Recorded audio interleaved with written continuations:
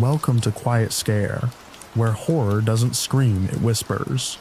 Real documented experiences, carefully adapted into sleep-friendly narration. Sophisticated storytelling meets documentary truth, so the core stays intact and the atmosphere lingers. Quick note, please like and subscribe, and tap the bell for new episodes. There are no more than 3 ads in the first 15 minutes. After that, uninterrupted listening. Curated accounts, elevated with literary craft for sophisticated listeners. Sleep well and dream dark.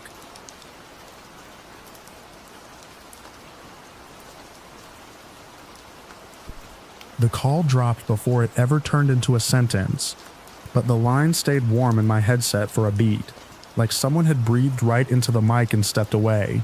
On my screen, the automatic number information filled in with an address I didn't recognize. Just a normal house on a normal street, and the timestamp told me it was mid-afternoon when most emergencies are either routine or tragic. Then it rang again. When I answered the second time, there was a wet, close sound, tiny mouth noises, a finger rubbing the microphone, a faint hum that could have been a television or an air conditioner. I did my standard greeting, calm and flat, the voice you give someone on their worst day.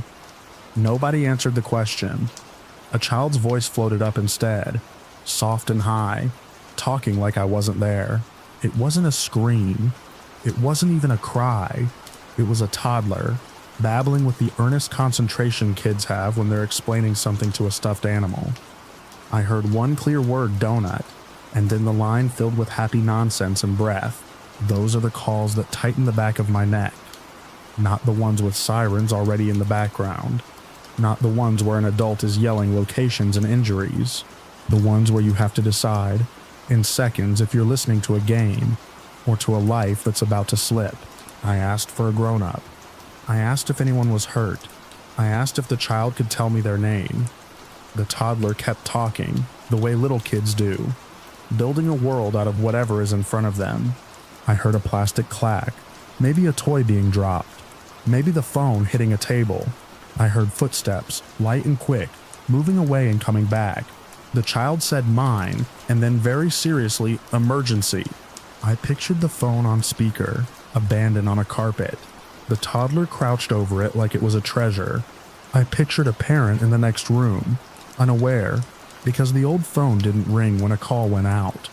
That detail matters more than people think. The number came up again. Same address, same wireless caller tag. No active service plan, but the system still routed it to us. That's not magic. It's policy. Any mobile device that can power on can reach 911, even if it can't call anyone else. It's one of those rules you're grateful for when someone is trapped in a wreck with a dead account and 1 bar of signal. It's one of those rules you worry about when a toddler finds a discarded phone in a junk drawer. On the 3rd call, I got a little more than babble, I got context. A cartoon voice chattered faintly in the background. A refrigerator door squeaked. The toddler made an excited sound and said sprinkles like they could see them. Then a long drag of silence. The kind that tells you the kid is listening to something you can't hear. In that quiet, I caught a muffled thump from farther away, and a metallic rattle like a gate being bumped.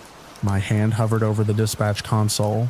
Most of the time when a child calls, you can hear adults, you can hear dishes, you can hear a dog, you can hear the busy, harmless noise of a home.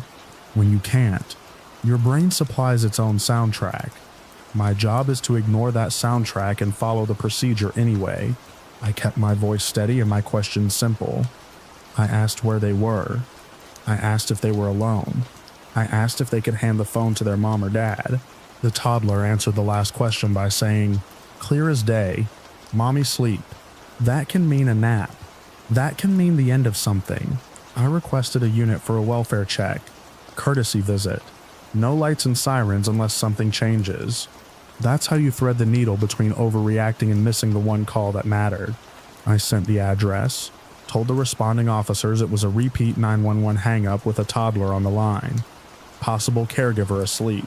While I waited for the unit to arrive, the calls kept coming, like the toddler was delighted by the green button, by my voice appearing every time they tapped the screen. Each time I answered, each time I tried to anchor the call in reality. There was no screaming, no choking, no sobbing, just the child's persistent narration and the occasional clatter of small hands. On the 5th call, I heard a drawer slide open. The toddler made a sound of discovery. Paper crinkled. The child announced snack, triumphant, and then the audio filled with chewing and satisfied breathing. It should have been funny. If you're outside this job, it is funny. Even sitting there, I felt the corner of my mouth twitch and then go flat again. Because behind every cute misdial is the same cold math. I don't get to assume the unit checked in on the radio as en route. A few minutes later, I heard their tires in my mind. Rolling up to a quiet curb, I stared at the address on my screen. The ordinary street name, the ordinary house number. The afternoon sun was bright where they were. I knew because the officer mentioned glare off a windshield as he read the house. The next call came in just as the officer arrived. This time I could hear something different. Adult movement, a distant groan, a heavier footstep. The toddler squealed, the sound rising like a balloon and popping into laughter. For the first time, a grown-up voice came through, thick with sleep, confused and annoyed at first, then quickly embarrassed. I didn't push. I didn't lecture. I gave the parent the minimum. Their child had been calling 911 repeatedly. We were just checking in. Officers were outside to make sure everyone was okay.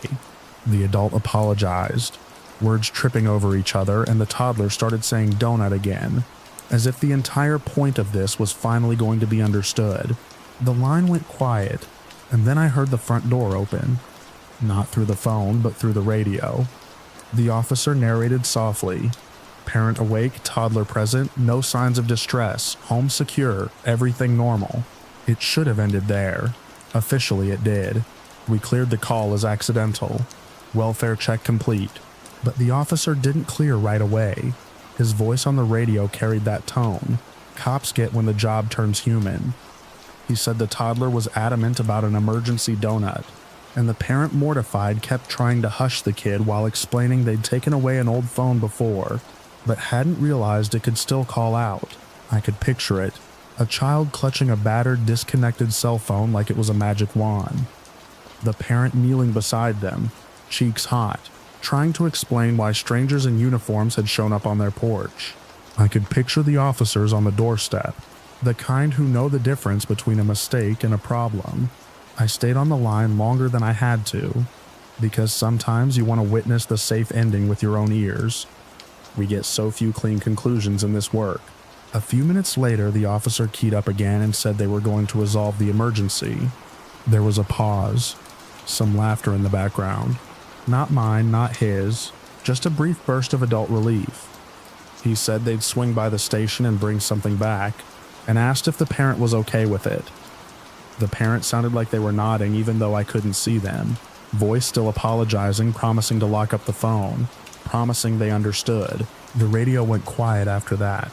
The address disappeared into the flow of other calls, traffic stops, noise complaints, a medical assist that turned my stomach the way real emergencies always do. Later, when the unit cleared, the officer added one last detail I wrote down in my personal notes, because it was the kind of thing you want to remember when the rest of the day is heavy. They'd returned with a small box of donuts, and the toddler had accepted it like a medal. I even scribbled the odd tag I'd been given for my shift paperwork, because I knew I'd want to find this incident again on a bad night, and prove to myself that sometimes the system works without anyone bleeding. The last time that number tried to connect. Hours later, it didn't ring through. Either the battery finally died, or the phone got tucked into a high cabinet, or the parent learned how to pull the SIM tray and keep the device powered off. I like to imagine the toddler eventually forgot that pressing a button could summon strangers who take you seriously.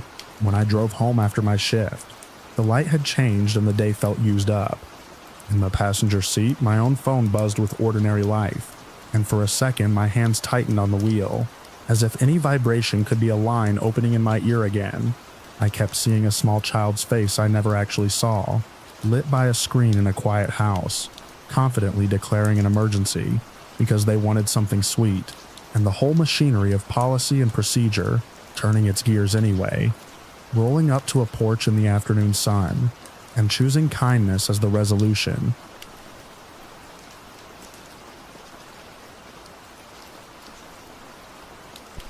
The first time I realized I might not make it home, I was staring at a condensation ring my glass had left on the bar, watching the circle widen as if the wood itself was sweating. The place was loud in that careful way restaurants get at night. Music up, laughter louder, cutlery clinking like it was part of the playlist. Outside, a thin winter drizzle kept dragging headlights into smeared lines across the front windows. I remember thinking the rain looked tired. It was a first date I hadn't planned on taking. We'd matched, talked for a week, and he had seemed normal in the way normal sounds like a favor you're doing for yourself. He chose a downtown bar that tried to look like it wasn't trying. Warm lighting, tall stools, a small menu written in chalk. I showed up early because I always do, because I like to see exits before I need them. He was charming in practice bursts, smiling when he should, asking questions that felt like he'd read them off a list. He leaned in close, too close, but I told myself it was just the noise. When the server came, he waved off the menu and ordered for himself without looking. Then he asked what I wanted. I said I'd start with something simple, and when the drink arrived, he raised his glass and said something about new beginnings. I let myself pretend it was ordinary. The first few sips tasted fine. Citrus, ice, a little bite at the back of my throat. I set the glass down between us and kept my hands around my water instead, just to have something to do. He watched me in a way that didn't match the conversation, like the words were a distraction and he was waiting for something else to happen. It started as heat in my face, not the warm buzz you expect from alcohol, but a flush that hit too fast and too uneven, like someone had turned a lamp on inside my skin. My tongue felt thick. My fingertips got oddly distant, like I was touching the world through gloves. I hadn't finished half my drink. I tried to laugh at a joke he made and the sound came out wrong, delayed by a beat. He noticed, his eyes flicked to my glass, then back to me, and his smile sharpened into something smaller. "You okay?" he asked, casual, but his gaze didn't leave my mouth. I nodded too quickly and the room tilted by a degree. Not spinning, just wrong.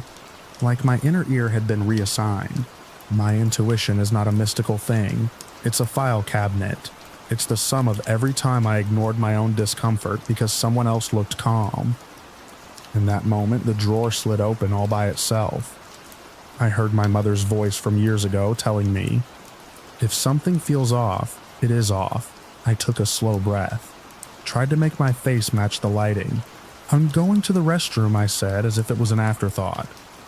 As if my legs didn't already feel like they'd been poured full of sand. He leaned back and smiled again. Bigger this time. "Sure." I slid off the stool carefully. The floor was steady, but my body didn't believe it. I kept one hand on the bar as I walked, letting the crowd hide how deliberate my steps were. The women's restroom was at the back, near a hallway lined with framed photos of the city. All black and white, all pretending the past was cleaner. Inside, the fluorescent light was brutal.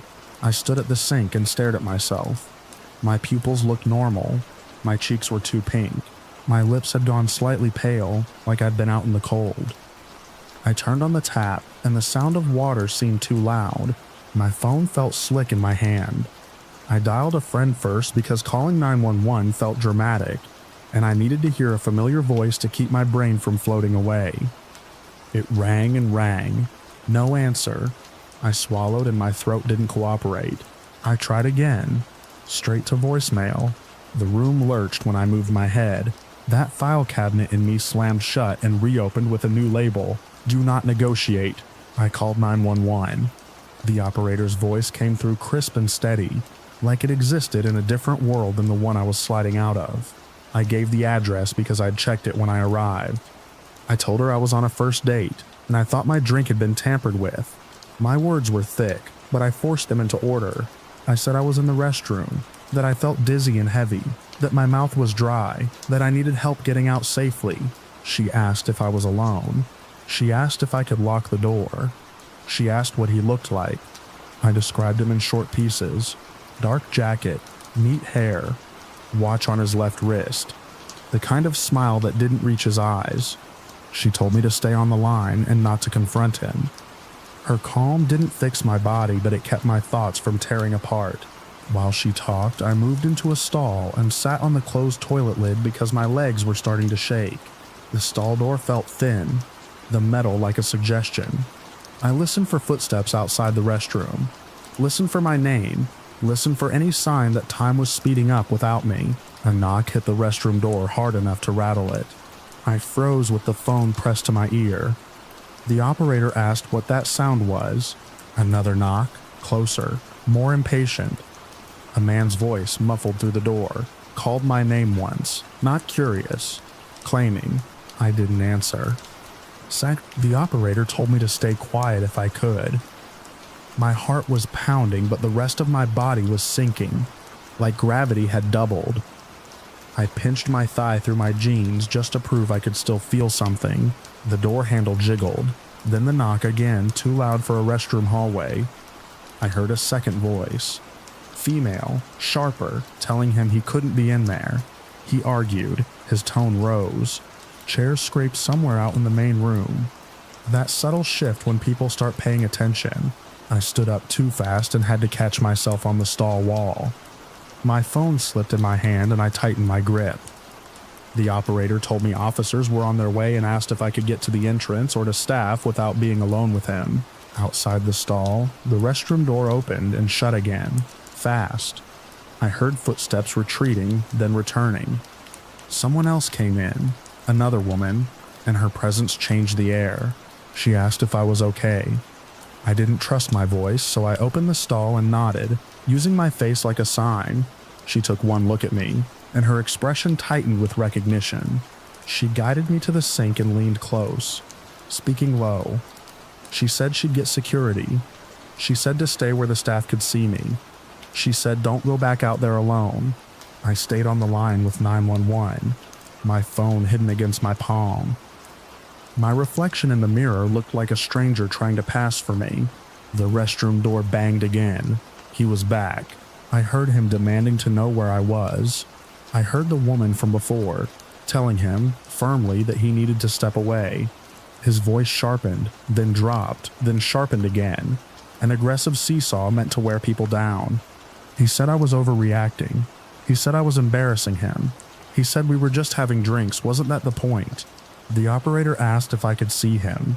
I said no, but I could hear him. My speech felt like pushing a heavy cart uphill. Footsteps, more voices, a deeper one. Security telling him to stop. The date's tone changed instantly into injured innocence. It was almost impressive, almost. Then came the sound I'll never forget. A sharp scuff, like a shoe sliding too fast on tile, followed by the hollow smack of someone hitting a wall. A woman yelped. Someone shouted for him to back up. The operator's voice tightened, still controlled, asking me if I was safe, telling me to stay put. The restroom door opened and a security guard stepped in, scanning the room like he expected to be punched.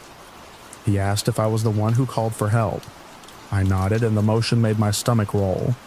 He positioned himself between me and the hallway, and I could hear the struggle of bodies and ego just beyond the door. Short commands. A chair dragged. A glass clinked and then shattered somewhere out there. The sound of sudden bright danger. The guard guided me into the hallway with the framed photos. My feet felt late to every step. The world had a soft edge, like it was filmed through cheap plastic. We didn't go toward the bar. We went toward the service area where the lighting was harsher, and the air smelled like dish soap and burned citrus from the garnish station. In the distance, I saw him, my date held at arm's length by another guard, and two men who looked like they'd stood up from their meals. His face was red. His jaw worked like he was chewing on rage.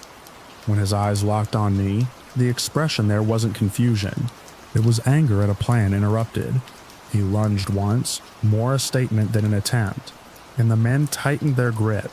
One of the guards stepped forward, blocking his view of me completely. The operator in my ear told me officers were entering the building.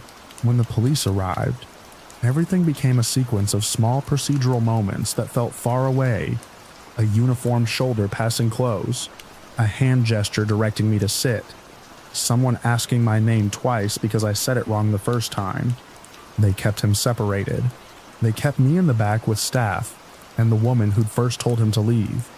Someone put a cup of water in my hands. I drank and it tasted like metal. An EMT checked my pulse and asked what I'd had to drink. I tried to list it and realized I couldn't remember exactly when I stopped feeling normal, only that it had been fast. They asked if I was on any medication. They asked if I had any allergies. I answered what I could, and the rest I nodded through, trusting the shape of their concern. At the hospital, the waiting room lights made my headache bloom. The nurse wrote notes while I stared at the scuff marks on my shoes, trying to anchor myself to something solid. I gave a urine sample. They took blood. A doctor told me that my symptoms fit a certain category, but he didn't say the words like they were sensational. He said them like they were weather. In the days after, I replayed the night in pieces, each one sharp and humiliating. The drink, the heat, the thick tongue, the way he watched my glass instead of my eyes, the sound of the restroom door handle jiggling, the way he changed his voice when security showed up. A detective called me later with the toxicology results. The substances had names I didn't recognize, but the purpose was clear: sedation. Something meant to quiet a body down, to make compliance easier, to make resistance impossible. Hearing it confirmed didn't bring relief so much as it brought a cold, precise fury. I wrote everything down after that call, and printed out the dispatch notes because I needed proof that my memory wasn't inventing danger. I keep those pages in a folder now, so I still pass that bar sometimes on my way to other places, and the windows look the same.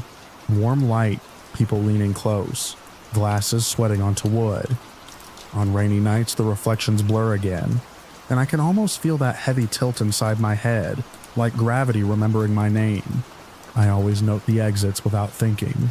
I always watch my drink, and when I see someone at a table laugh a little too late, or blink too slowly, I feel my body tense with the knowledge of how quiet a crowded room can become when one person decides your safety is optional.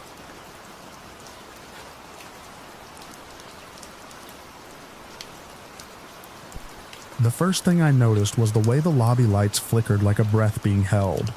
It was morning, the kind that made the marble floor look clean enough to drink off, and I was halfway through my opening checklist: cash drawers, camera status, the little ritual that keeps a place like this from turning into chaos, when the fire alarm outside started screaming.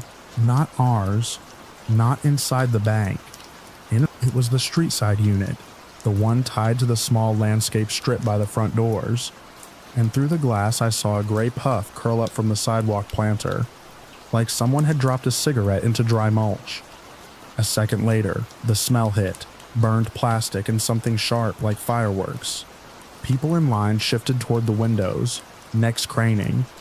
One of my tellers, Jenna, looked at me with that question in her eyes. Do we evacuate? My training said, assess, don't improvise. My composure, my one reliable tool, clicked in like a seatbelt. I told everyone to stay behind the counters.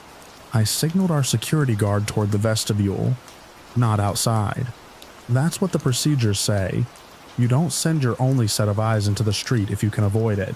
The first masked man came through the doors while the fire alarm was still wailing.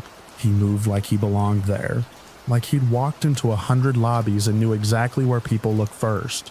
Black hoodie, gloves, a cheap plastic mask that sat wrong on his face. Too flat at the nose, the kind you buy for Halloween and never wear twice. Behind him, 2 more. And then a 4th who held the door a fraction longer than normal, watching the sidewalk the way someone watches a timer. The guard's hand went toward his belt. The first man raised a pistol without any drama, as if pointing it was as ordinary as pointing at a brochure stand. Time did that strange narrowing thing. The fire alarm outside became a background hiss. I could hear the air conditioner and the soft electronic click from the teller line. I didn't shout. I didn't freeze. I lifted both hands so they could see them, palms open, and I started moving exactly the way our safety videos tell you to move. Slow, deliberate, no sudden reaches. One of them vaulted the low rope barrier, and landed on the wrong side of the line with a thud that sounded too loud in our polished lobby. He carried a duffel bag that sagged at the bottom as if it had weight already inside it. He spoke in short phrases that were more like commands than sentences. Keep heads down. Hands where I can see them. Nobody be a hero. I watched Jenna's fingers hover over her drawer, trembling, and I made eye contact with her just long enough to steady her. The professional part of me cataloged details without feeling them. Height, gait, the way the gunman's sleeves were frayed at the cuffs. The human part of me took in the customers. An older man with a cane, a mother clutching her son's backpack strap, and understood all at once that the most fragile thing in the room was not the glass or the money. It was time. The second masked man moved toward the back hall, toward the door that led to the offices and the vault corridor. He didn't hesitate. He already knew where it was. They had done homework. The distraction outside made sense in that instant. Not as a scare tactic, but as a lever. Even if our guard didn't go outside, it turned every head toward the street. It made the situation feel like something unrelated was happening, something we could manage. It split our attention. It bought them the few seconds they needed to cross the lobby without anyone registering the threat soon enough to act. I felt my pocket buzz once. My phone. A message from the building system about the external alarm fault. It was absurd. The normal intrusion of a notification in the middle of a gunpoint robbery. The first man pointed toward the staff corridor with the gun and jerked his chin. The meaning was clear. Move. We moved. Jenna and I led the way because we were closest, because we were employees and we were trained. I kept my hands visible and my shoulders loose the way they tell you to keep them loose when someone else is holding a weapon.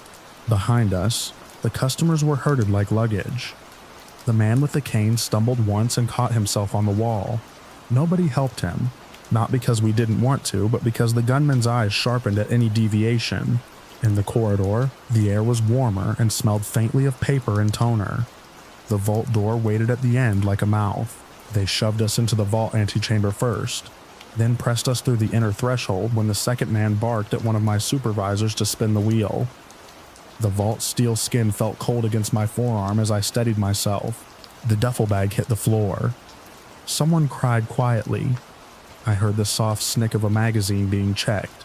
There's a point in every emergency training where the instructor says, "You are not paid enough to be brave." In that moment, I wasn't thinking about pay. I was thinking about making sure no one tried to be brave. When the gunman with the pistol turned his head toward the corridor, checking, listening, impatient, I used the angle of my body to shield Jenna's right hand as it slid along the inner frame near the floor. Our silent alarm trigger wasn't a big red button like movies. It was a discreet pedal tucked where your foot can find it without looking, backed up by a secondary switch in the vault corridor. Redundancy, quiet, reliable. Her fingers found the switch, and she pressed. Nothing happened that you could see. No lights, no sound. Just the tiniest tightening at her jaw as she committed to it. The third masked man went to work on the cash bundles from the teller drawers first, then the larger packs stored for armored pickup days. They moved fast but not frantic, like people following a rehearsed order. The fourth stayed near the doorway, watching the corridor. The second paced, checking watches, listening to something only he could hear through the muffling mask. The fire alarm outside finally died, replaced by an uneasy quiet that made every breath audible. The gunman's eyes swept across our faces as if counting us without counting. I focused on a spot on the concrete floor where a dark stain spread like an old spill. I kept my voice even when I needed to whisper instructions. Sit down, stay still, don't look up. My calm wasn't courage, it was a tool. If I lost it, I'd lose everyone else. Then, somewhere beyond the vault walls, I heard it. A distant rising wail that didn't belong to the building system. A siren, far enough away that it could have been anywhere, but close enough that the masked man by the door froze. Everything tightened. The second man snapped his fingers once. Sharp. The duffel bag was yanked up. Zippers raffed. The pistol lifted again in a warning that didn't need words. They backed out of the vault in a cluster. Guns covering us.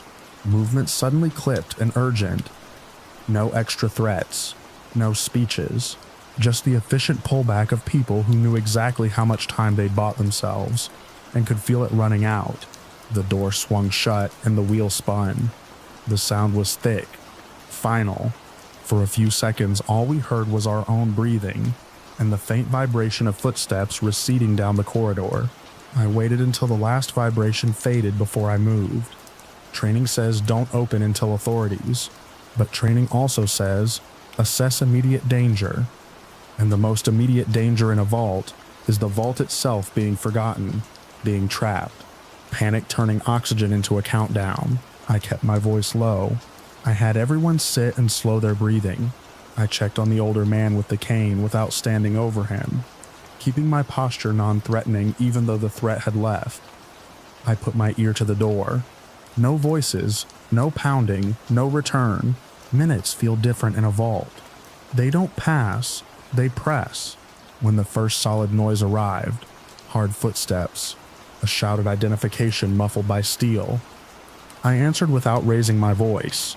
I gave our branch name, our position, the fact that the robbers had fled, the fact that we had triggered the silent alarm. The wheel turned from the other side, heavy and deliberate, and when the door cracked open, bright hallway light flooded in like water. Police filled the corridor in uniforms and vests, weapons drawn, eyes scanning past us into the bank.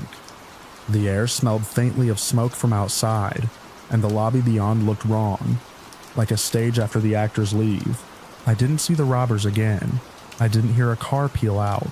I only heard radios and the fast exchange of information that turns a single crime into a spreading net plates.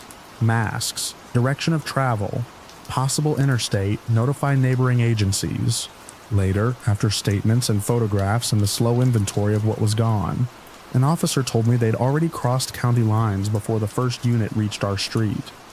The outside fire had pulled attention just long enough to soften our first layer of security, and their timing had beaten the rest. The silent alarm did what it was designed to do, but it did it in a world where response is measured in minutes and escape is measured in seconds. By the time the sun reached the front windows, the bank was full of quiet professionals in latex gloves, dusting surfaces we touched every day without thinking. I stood by the vestibule and watched a faint smear of soot on the sidewalk planter drift in the cold morning air, and I kept seeing that first flicker of the lights, like the building itself had tried to warn me without words.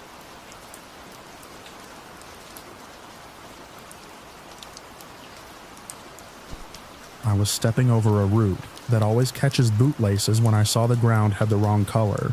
The trail in that part of the state park ran along a shallow slope, all oak and pine, with a thin skin of leaf litter over packed dirt. It was midday, bright enough that the sun made hard-edged shadows under every branch. I'd come out for a simple loop and an easy head, the kind of walk where you notice birds and forget your phone exists.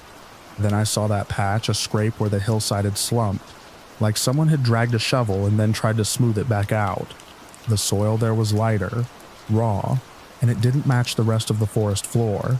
I stopped because I'm the kind of person who stops. Observant by habit, civic-minded by choice. I've called in down power lines and helped strangers with flat tires. I'm not proud of it exactly.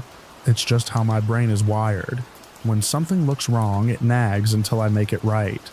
A thin rain earlier in the week had carved little channels down the slope. One of those channels ended in the scraped patch. At the edge, something pale sat just under the dirt. Not white like a rock, but dull and porous as if it didn't belong outside. Next to it was a strip of fabric, gray-green packed with mud. It could have been a torn jacket. It could have been anything. Still, my stomach tightened the way it does when you realize you've walked into someone else's business. I didn't touch it. I crouched, leaned in close enough to see, and forced myself to look like I was checking for a lost item, instead of what my mind was already whispering. The pale shape had a curve to it, a smooth arc, and then a ridge. It wasn't the way stones sit in soil. It was the way something that used to be inside sits when the outside is gone. The park was quiet in that hollow way it gets when wind stalls. I could hear my own breathing, and farther off the faint crunch of someone else on a different trail, too distant to call to. My hands went cold. I stood up too fast. got dizzy for a second, and grabbed a tree to steady myself. First thing I did was back away. Second thing was look around for a landmark I could describe. The trail post was maybe 40 yards behind me, with a green marker nailed to it. A fallen log lay upslope, bleached and split. I pulled out a small roll of orange flagging tape I keep in my pack for marking turns when I explore side paths, tore off a strip, and tied it chest high on a sapling at the edge of the trail. Not on the disturbed soil, not near the pale shape, just enough that I could point someone back to it without wandering in circles. Then I walked to where I had a bar of service, and dialed 911. When the call connected, the operator's voice was steady in a way that made me feel suddenly unsteady. I gave my name. I gave the park name and the trail marker number. I told her I was a hiker, and that I might have found human remains in a shallow grave. Saying it out loud made my throat close. It turned my private suspicion into a public thing, a responsibility I couldn't set down. She asked me not to approach again, and to stay in a safe place where I could direct responders. She asked if anyone was with me, if I had touched anything, if I could see any person nearby. Her questions were simple, procedural, but every one of them made the scene more real. I kept my eyes on the sunlit trail, on the innocent details that didn't belong with what I'd seen. A soda can crushed in the weeds, a fresh deer track, a spiderweb strung between twigs like it had nothing to worry about. I told her about the flagging tape and the trail post, and the fallen log. I told her the soil looked disturbed, like it had been dug and covered. I kept my voice level because I could hear how silence would sound on that line, how silence would make her lean in and imagine. While we waited, she stayed with me. I could hear typing and the clipped cadence of her relaying my location. The call stretched in that strange way. Time does when you're standing still, and your brain won't stop replaying one image. I stared at the woods and kept expecting them to rearrange themselves into something else, into an explanation that wasn't what it was. The first sign of help wasn't a siren. It was a faint electronic chirp, and then the crunch of tires on gravel. A park ranger came up the trail at a fast walk, hand on his radio, eyes scanning. Behind him were two deputies in brown uniforms, moving like they'd done this before. The dispatcher told me I could hang up once they made contact, but I stayed on the line until I saw the ranger's badge and he nodded at me. I ended the call with my finger hovering over the screen, as if I were afraid to break the connection between me and normal life. They asked me to show them the marker, and then to stop, to point from a distance. I did exactly what they said. The ranger's face didn't change much when he looked at the slope, but his jaw tightened. One deputy murmured into his radio. The other put a hand up to keep me back, not unkindly, just firmly, the way you keep someone from stepping off a curb into traffic. Within minutes, the area looked less like a hiking trail and more like the edge of an accident scene. Yellow tape went up between trees. A second ranger arrived to redirect anyone coming down the path. A small cluster of people gathered near me at the trail post, all of us held in place by the tape and the sudden weight in the air. I gave my statement there, standing in sunlight with leaves flickering above, trying to keep my words in order. I kept pointing to physical things, the washout, the color of the soil, the fabric. It felt safer to talk about dirt than to talk about what dirt was covering. The forensic team arrived in a plain van. They didn't rush, but they moved with purpose, carrying cases and cameras, setting down orange cones and small numbered flags. One of them photographed the ground from every angle before anyone did more than brush away a leaf. Another measured from the trail and from the fallen log, making notes. Their calm made the scene more unsettling, not less. It told me this fit into a category. It wasn't a freak moment in my day. It was part of someone else's long story. They worked the slope carefully, exposing the disturbed area a little at a time. I couldn't see everything from where I stood behind the tape, but I saw enough. A hand trowel, a brush, a gloved finger pointing, a pause, then a quick exchange of looks between two investigators that said the same thing my stomach had said earlier. The ranger told me I could leave whenever I wanted. I didn't. I felt stuck there, as if walking away would make me complicit in leaving it buried. I watched them widen the excavation by inches, lifting clumps of soil into evidence bags, sifting through a screen that caught small fragments. There was no drama, no sudden reveal, just the steady unmaking of concealment. At one point, one of the forensic investigators straightened, took off his glasses, wiped them on his sleeve, and put them back on with hands that didn't shake. That image stayed with me more than anything else. Professional hands doing terrible work in a sunny park. Birds calling like nothing had happened. When they finally brought out a larger object wrapped in cloth, the movement was slow and synchronized, like they were carrying something fragile. The deputy stepped closer, bodies blocking my view. The ranger shifted so he stood between me and the hole. I understood then that what I thought I wanted, certainty, was not something I actually wanted to look at. I went home with dirt on my knees and a clean trail map still folded in my pocket. I washed my hands twice. I threw my clothes straight into the washer. I stood at my kitchen sink and tried to name the feeling, but it wasn't just fear. It was the sense that the world had a seam you could catch your foot on, and if you tugged it by accident, something hidden would come loose. 2 days later, a detective called me. His tone was careful, like he'd learned that people on the receiving end of his calls remember every word. He thanked me for reporting it, and for not disturbing the site. He told me they had recovered human remains. Yes, he told me identification would take time, but that the location and the burial suggested it wasn't an accident. He didn't say homicide at first. He let the meaning settle in the space between his sentences. Weeks passed. I tried to put the hike back into the category of bad luck, but the park kept showing up in my mind at odd moments. The way a scent can pull you backward, the shape of a slope, a patch of bare earth, orange tape at the edge of vision. When the detective called again, it was late afternoon. He told me they had identified the person through forensic work and records. Someone reported missing years ago, a name I recognized from old posters on grocery store boards, the ones that fade to a pale ghost of a face before they're taken down. The detective didn't give me details of how the person died. He didn't need to. He said the discovery had reopened the investigation, that they were treating it as a cold case homicide.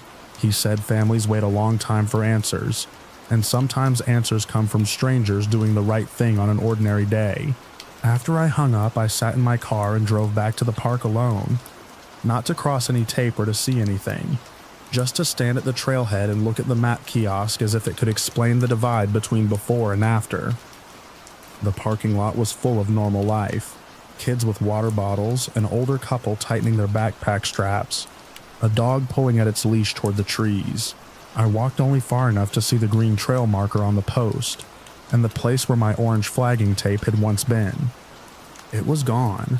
Someone had removed it, erased my little sign so the woods could go back to being woods. The slope was hidden behind a curtain of ferns. From this angle, polite and unremarkable, sunlight sifted through branches. A woodpecker tapped. People passed me without noticing my stillness, and I realized how easily a place can hold on to a secret until weather, time, and one observant pair of eyes finally insist on it.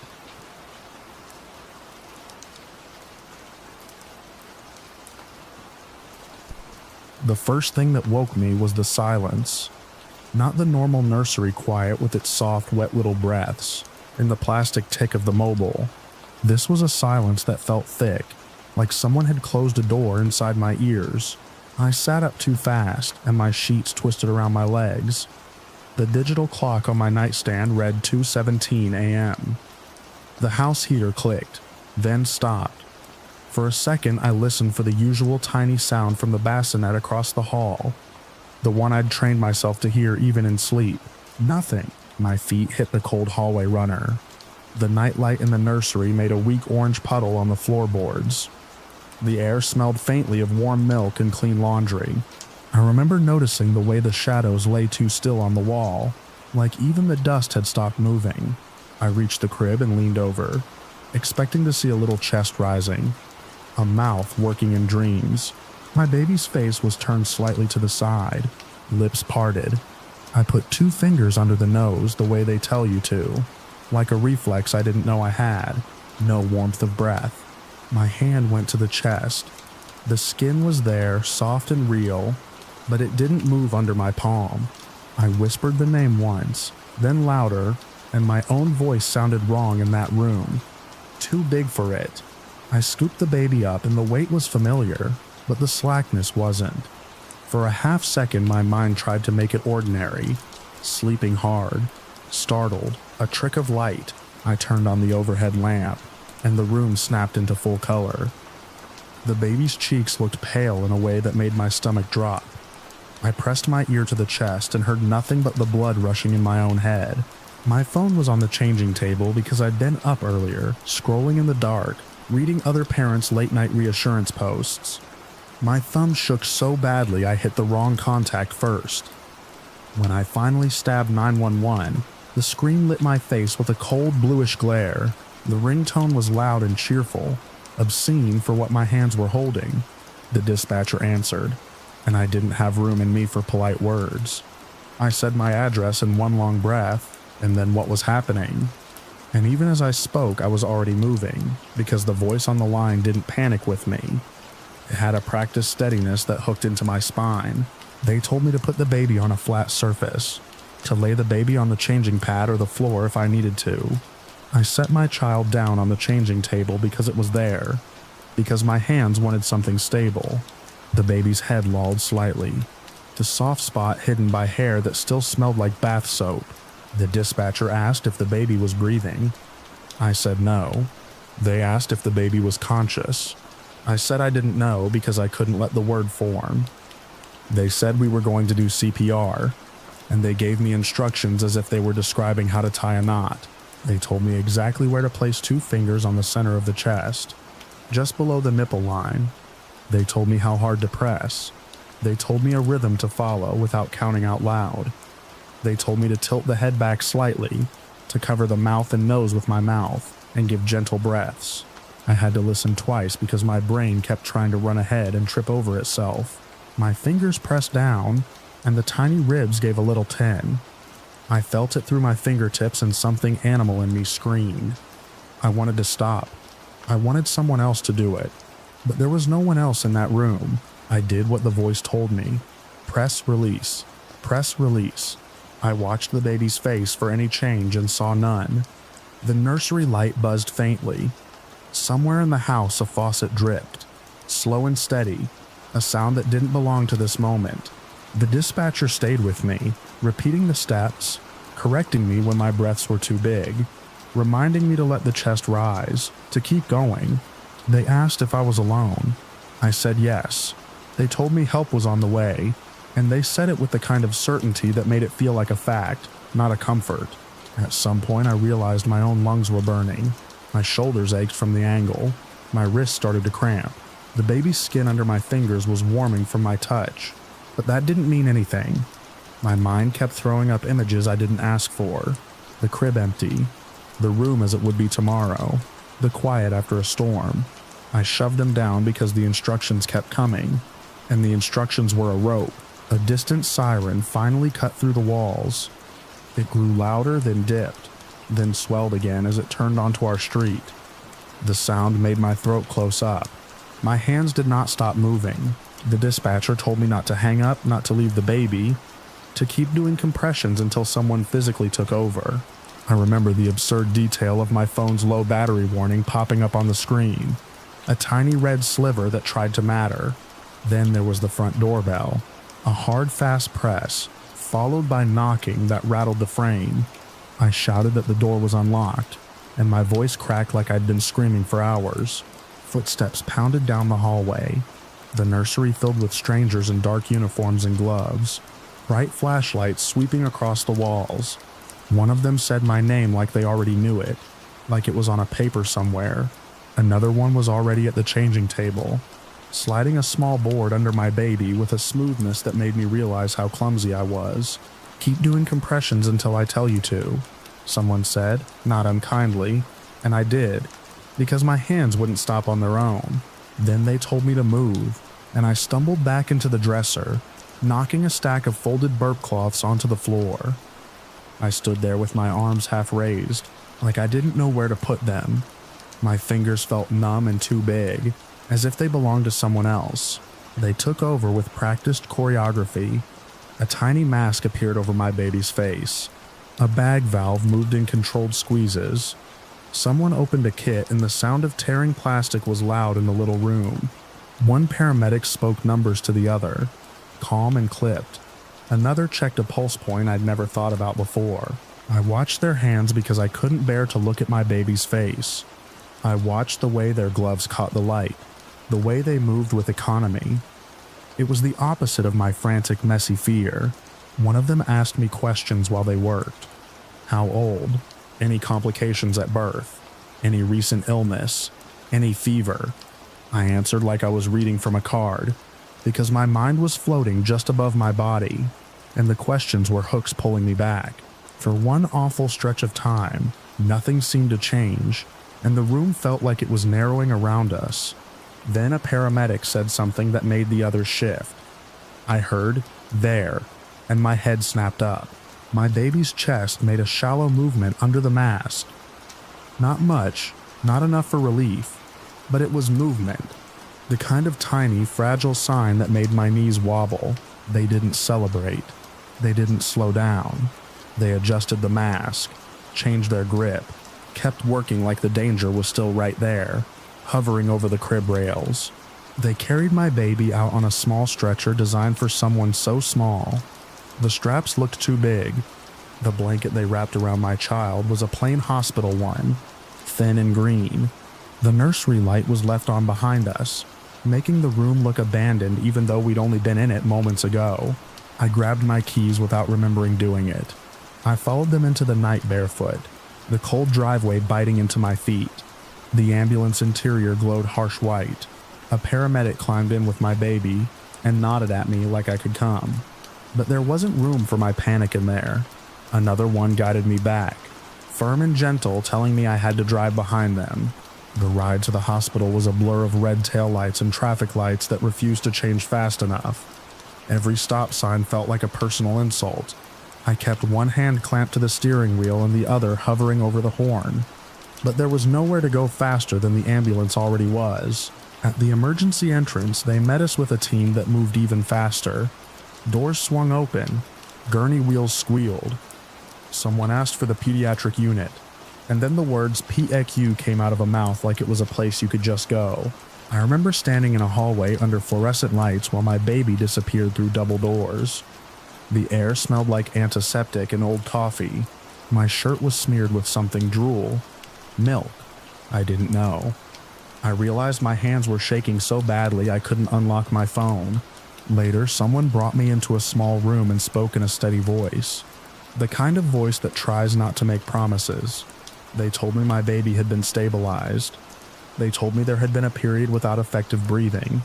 They told me they were monitoring closely, that they were doing tests, that the next hours mattered. I didn't cry right away. My body stayed in that emergency mode, waiting for another instruction, another set of steps to keep something alive. When my knees finally gave out, it was quiet, like my body was trying not to disturb the work happening behind those doors. The next day bled into the next without clean edges. Machines beeped, nurses changed shifts, doctors came in with tired eyes and kind faces. They explained that sometimes infants can have underlying conditions no one knows about until something like this happens. They talked about heart rhythms, about metabolic issues, about how some problems don't announce themselves with symptoms you can see in daylight, when they eventually gave it a name. It was a name I'd never heard before. It didn't feel like an answer so much as a label on a box that had already almost been closed. The doctors said it was likely there all along, undiagnosed, silent. They said it could have happened again. They said the quick response and the oxygen I'd managed to keep moving mattered. They did not say saved, because they were careful with words, but I heard the shape of it anyway. Weeks later, when the house was back to its normal sounds, I pulled up the call log on my phone and stared at the timestamp like it was evidence in a case I hadn't known I was building. The dispatcher's voice wasn't there anymore, but I could still hear it in my muscles, where to place my fingers, how to tilt the head, how to keep going when my mind was trying to leave my body. I went back into the nursery one late night, after things were stable. after the monitors were gone, after we'd learned new routines and new fears. The nightlight made the same orange puddle on the floor. The mobile hung in the same place. The air smelled like clean laundry again. I stood by the crib and listened. This time there was breath. Small, regular, ordinary. It should have been comforting. Instead, it made my throat tighten because I knew how quickly ordinary could vanish without warning. I didn't touch the baby. I just watched the rise and fall of the chest, the steady proof of air moving in and out. Outside, snow started to slide off the roof in soft, slow sheets, and each hush against the ground sounded like the world trying to be gentle. I stayed until my eyes burned and the heater clicked on, then off, then on again. I memorized the sound of breathing the way you memorize a loved one's voice. Even now, months later, when the house goes still at 2:17 a.m., my body wakes before my mind does, and I find myself listening for that tiny, stubborn rhythm in the dark.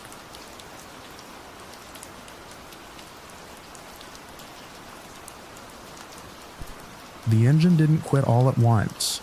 It coughed like it was deciding whether it wanted to keep being an engine. Then it gave me a thin, sickly whine that didn't match the climb. Morning light poured across the panel and made everything look clean and harmless. The gauges told the truth anyway. Oil pressure sliding, RPM hunting. The vibration in the yoke wasn't a shudder yet, but it had intent. I'd been airborne less than a minute. Training is supposed to feel like a checklist you can reach for. In the moment, it felt more like a narrowing hallway. There was runway behind me, a small airport I'd lifted off from dozens of times, and a neat patchwork of roofs and lanes ahead. The engine stumbled again, and my stomach did the thing it does when it realizes the sky is not in fact a place humans belong. I put the nose down before panic could bargain for altitude. I couldn't afford airspeed as insurance. I trimmed, kept my hand steady, and made myself look outside instead of falling into the instruments like they could save me. I keyed the mic and kept my voice level for the tower. I told them I had an engine problem right after departure, and I was turning back. Saying it out loud made it real, but it also made it simple. Fly the airplane, pick a place, don't stall. The airport was there, exactly where it always was, except now it looked like something painted on the ground. Flat, unreachable. A postcard. I started the turn shallow at first, trying to keep the wings from stealing lift I couldn't replace. The engine lost another bite. The propeller blurred, then seemed to hesitate, like it was tired of pretending. The sound in the cockpit changed from steady thrust to a hollow wind rush, and that shift is what did it for me. That's the sound you remember. The airport wasn't going to happen. I didn't have the altitude to complete the turn and line up. I could see it in the geometry, in the way the horizon slid across my windshield faster than it should. Even if the engine limped, even if I forced it, the margin was gone. I could keep circling and hope, or I could stop gambling. Below me, a highway cut through the morning commute like a gray river. Cars moved in tight clusters, shining roofs, brake lights tapping on and off like nervous signals. It was the worst kind of landing strip. Crowded, narrow, and full of people with no idea they were about to share airspace with a falling airplane. I told the tower I couldn't make it back and I was going to the highway. I didn't add drama. My voice stayed boring on purpose. Boring is contagious. As soon as I committed, the world snapped into tasks. I picked a segment with a wide shoulder and a shallow median. I aimed for the lane with the most gaps and started thinking like a driver more than a pilot. Traffic flow, speed differences, where a car might swerve if it saw me late. The windscreen filled with asphalt and moving metal. Someone down there saw me. I could tell by the way a few cars started to drift, uncertain, as if the lane markings had turned into suggestions. One vehicle braked hard, and the car behind it flared its hazards. A ripple passed through the pack. I didn't have a way to warn them directly. The tower could broadcast, sure, but nobody on the highway was listening to tower frequency. A couple of seconds later, I caught a flash of a driver with a phone up near their face, elbow locked, head tilted like they were trying to frame me on a screen. That detail landed in my brain like a nail. The idea of being someone's shaky video while my options evaporated, I was aware in a distant corner of myself that 911 calls were being made. I didn't hear them then, not with the wind and the failing engine, and the blood thumping in my ears. I only learned later how many voices hit the same dispatcher within the same minute. I listened to one of the recordings weeks after, alone in my kitchen, the sound of my own life humming on, and it made my skin go cold. The caller was shouting over road noise, struggling to describe what they were seeing, as if their words might steer me. They kept repeating that it was right there, that it was coming down, that it's a plane, and then their breath went sharp when the shadow crossed them. On final, everything became brutally physical. The yoke felt heavier. The controls were responsive, but the airplane had lost the buoyant confidence it carries when power is there. I lined up with the flow of traffic to minimize the speed difference. That's what the books say. That's what my instructor drilled into me, until it was instinct. I came over the guardrail low, committed to the shoulder, and flared carefully so I wouldn't bleed off too much speed and drop it in. The tires hit. The first contact was almost gentle, which was insulting, because nothing about it deserved gentleness. The airplane rolled. It rolled like a shopping cart with a broken wheel, tugging toward the lane despite my rudder and brakes. I fought it. I kept the wings level to avoid clipping anything high. My eyes were everywhere at once. Mirrors of passing cars, a white van closing fast, a sedan edging away with nowhere to go. Then the left wingtip caught something I didn't have time to name. Impact is a word that makes it sound like a single event. This was a sequence, a jolt, a scrape, a violent sideways yank. The airplane pivoted, and for a heartbeat I saw a car's windshield close enough that I could make out the driver's hands clenched around the wheel. I braced, short breath, hard grip, metal screamed.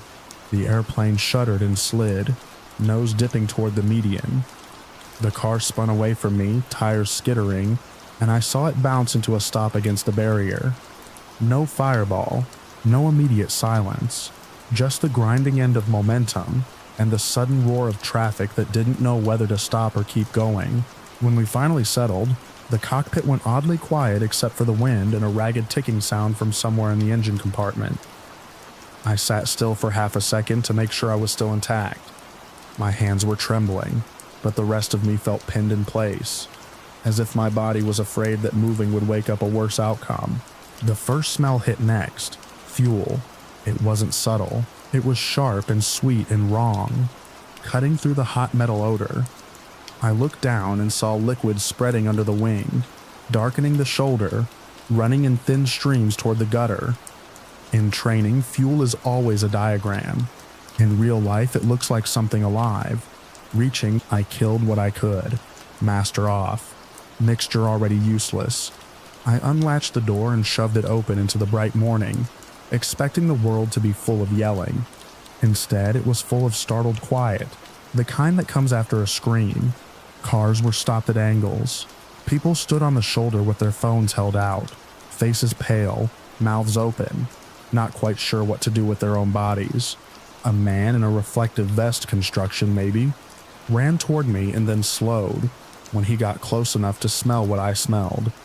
He pointed behind me toward the spill and waved his other arm like he was trying to push the whole scene backward. He didn't get close. Smart. Somebody shouted that the driver was okay. Somebody else answered that the pilot was out. The words bounced around without landing anywhere.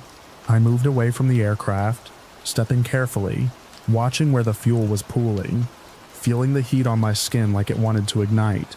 The driver of the car I'd hit climbed out with help, one arm held stiff, face pinched in shock. When our eyes met, neither of us looked away. There was no accusation in their expression, just disbelief that their morning had been rewritten. The sirens arrived in layers. First one, then many. Police angled their cruisers to block lanes. Firefighters rolled up and didn't rush the way bystanders expect them to rush. They moved with measured speed, the kind that says they've seen gasoline do terrible things. One of them put a hand on my shoulder and guided me farther back, away from the spill, away from the wreckage, away from the part of the story that might still change if a spark happened. They laid down absorbent material like sand, bright and granular, turning the slick into a dull crust. They checked the car, then the plane, then the people, as if counting the living was the only math that mattered. An officer asked me questions in a calm voice. Name, flight path, what happened? I answered like I was giving a report, because that was safer than describing the moment the runway became impossible. Traffic backed up for miles. Morning sun climbed higher and made the scene look almost staged. An airplane on a highway, absurd in its stillness, surrounded by cones and flashing lights. A tow crew arrived with equipment that looked too small for what it was about to drag. Workers began the slow work of separating wreckage from road, of making the public space public again. Hours later, after statements and checks and a medic insisting I let them look at my pulse, I stood behind a line of tape and watched the last of the fuel-stained absorbent get shoveled into bins. The highway smelled like spilled lawnmower gas and hot rubber. My airplane sat with one wing bent, humbled, a machine that had made a decision for me, and forced me to make the only decision left.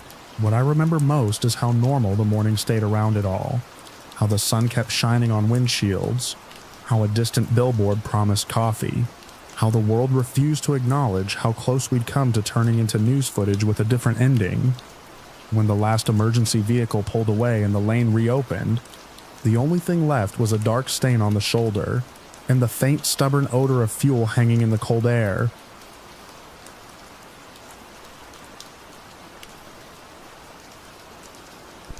I noticed the grout line before I noticed the lens. It was an ordinary Saturday afternoon, the kind where the sunlight sits heavy on the floorboards, and every house sound feels louder than it should. I was wiping down the bathroom mirror after changing the towels, doing my usual sweep for anything out of place. I'm not paranoid, I'm protective. I like to know what's in my space and why it's there. The vent above the shower had a corner that didn't sit flush. It wasn't hanging, just wrong. The screws were too bright, like they'd been turned recently. I pulled a chair over, stood up, and ran my fingertip along the edge.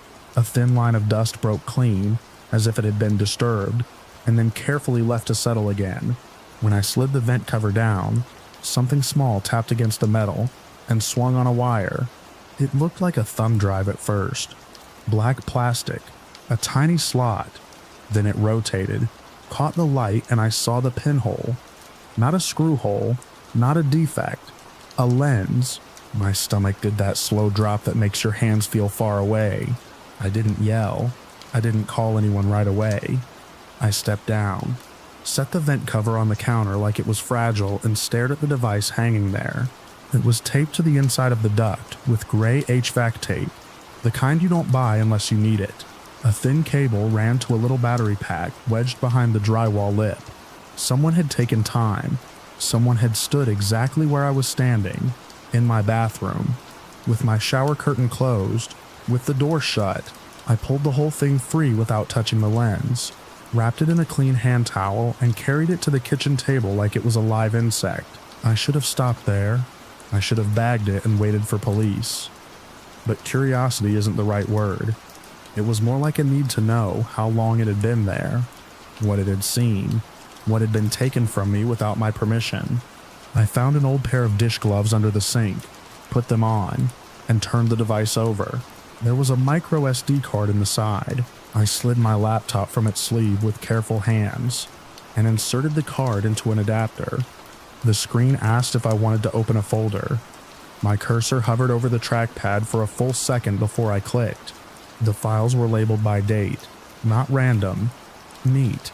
Some of them had times too. There were dozens. The oldest one went back months. I opened the first video. The frame was grainy, angled down through the vent slats. The bathroom light clicked on, and then I walked into view with a basket of laundry, hair up, humming to myself like I did when I thought I was alone. I watched myself set the basket down, bend over, tug my shirt straight. It was like watching a stranger who happened to have my body. My mouth went dry. I clicked to another file. A different day. My partner at the sink, brushing their teeth. Another file, a friend washing her hands after staying over. Another me stepping out of the shower, towel high on my chest. I slapped the laptop lid down so hard the hinge creaked. The silence that followed felt thick, as if the house was holding its breath.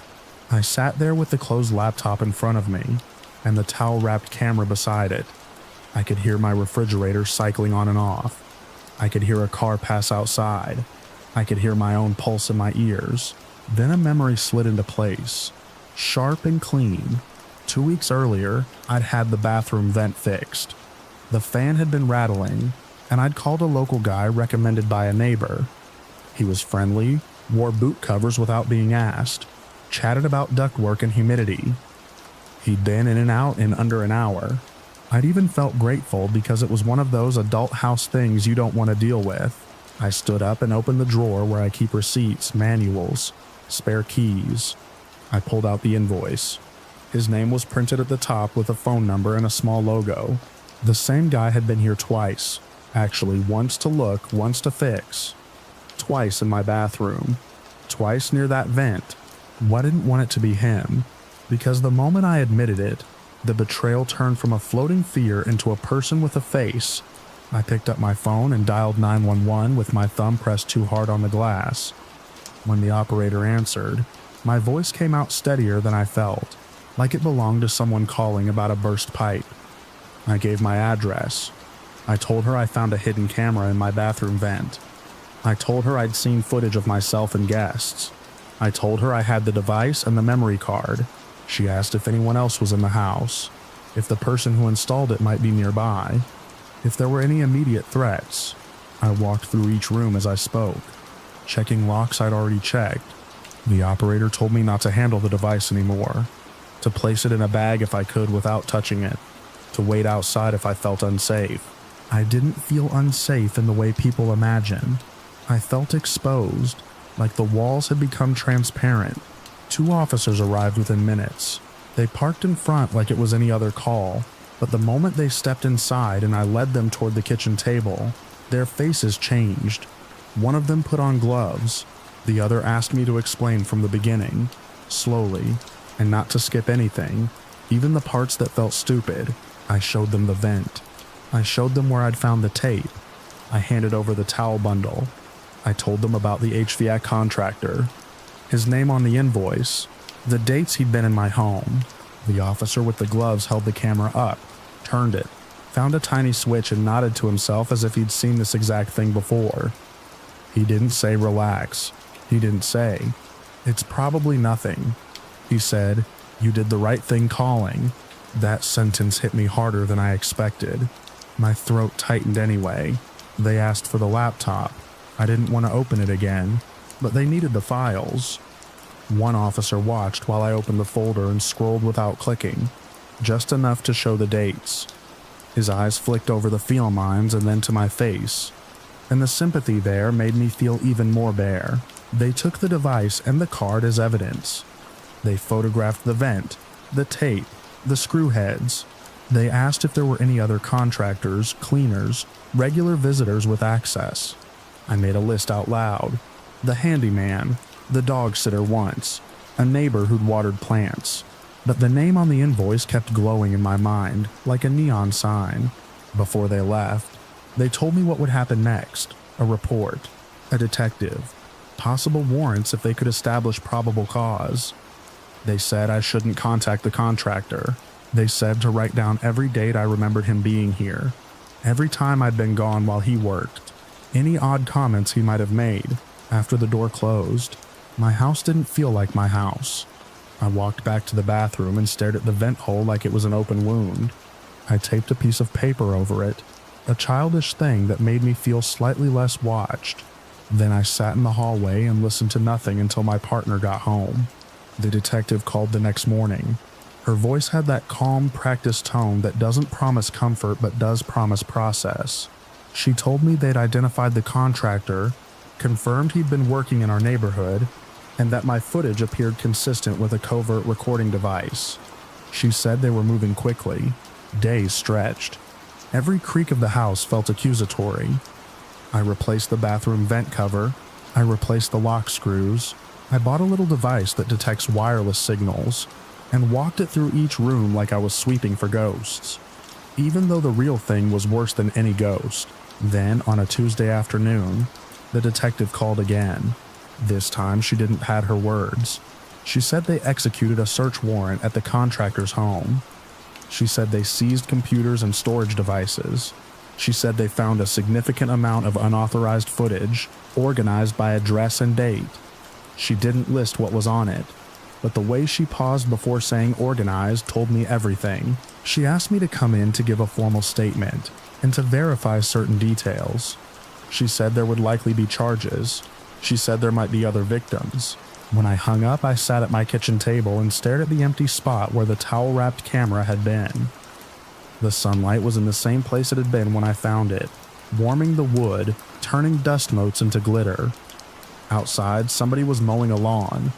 Somewhere in the neighborhood, life kept doing what it always did. In my bathroom, the new vent cover sat perfectly flush, bright screws catching the light. I stood under it for a long time, looking up, imagining the angle, imagining the months of ordinary moments turned into files with dates. I pressed my palm flat against the tile and told myself out loud that the house was mine again. It didn't sound true yet, but it was the first thing I'd said in days that felt like it belonged to me.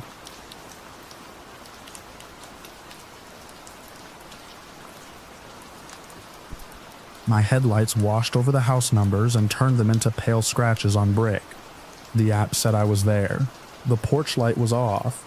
2 trash cans lay on their sides like they'd been kicked over and left. I killed the engine anyway because that's what I always did at night drops. Quiet, quick, in and out, so nobody came out thinking I was someone else.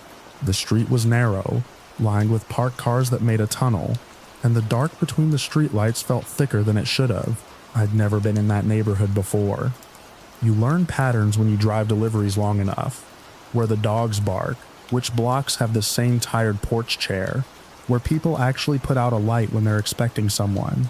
This block didn't have any of that, just curtains that didn't move, and a TV flicker behind blinds, 3 houses down. The order was normal. No weird notes, no call when you arrive, no warning about a gate or a loose step. I double-checked the bag, tucked the receipt inside, and walked up the short path. Gravel crunched under my shoes. I remember thinking I should have worn softer soles. I set the food on the top step and turned back toward my car. That's when I heard footsteps that weren't mine. They came from the side yard and from the street at the same time, fast and loose like people who weren't worried about being seen. The first guy stepped into the yellow pool of the streetlight and the metal in his hand caught the light, flat and certain. Another shape slid out from behind a parked SUV, then another. 3, maybe 4. I couldn't get a clean count because my eyes kept snapping back to the gun like it was a magnet. They didn't shout. They didn't need to. One of them lifted his chin toward my car and made a short motion with the gun that said everything. My hands came up without me deciding.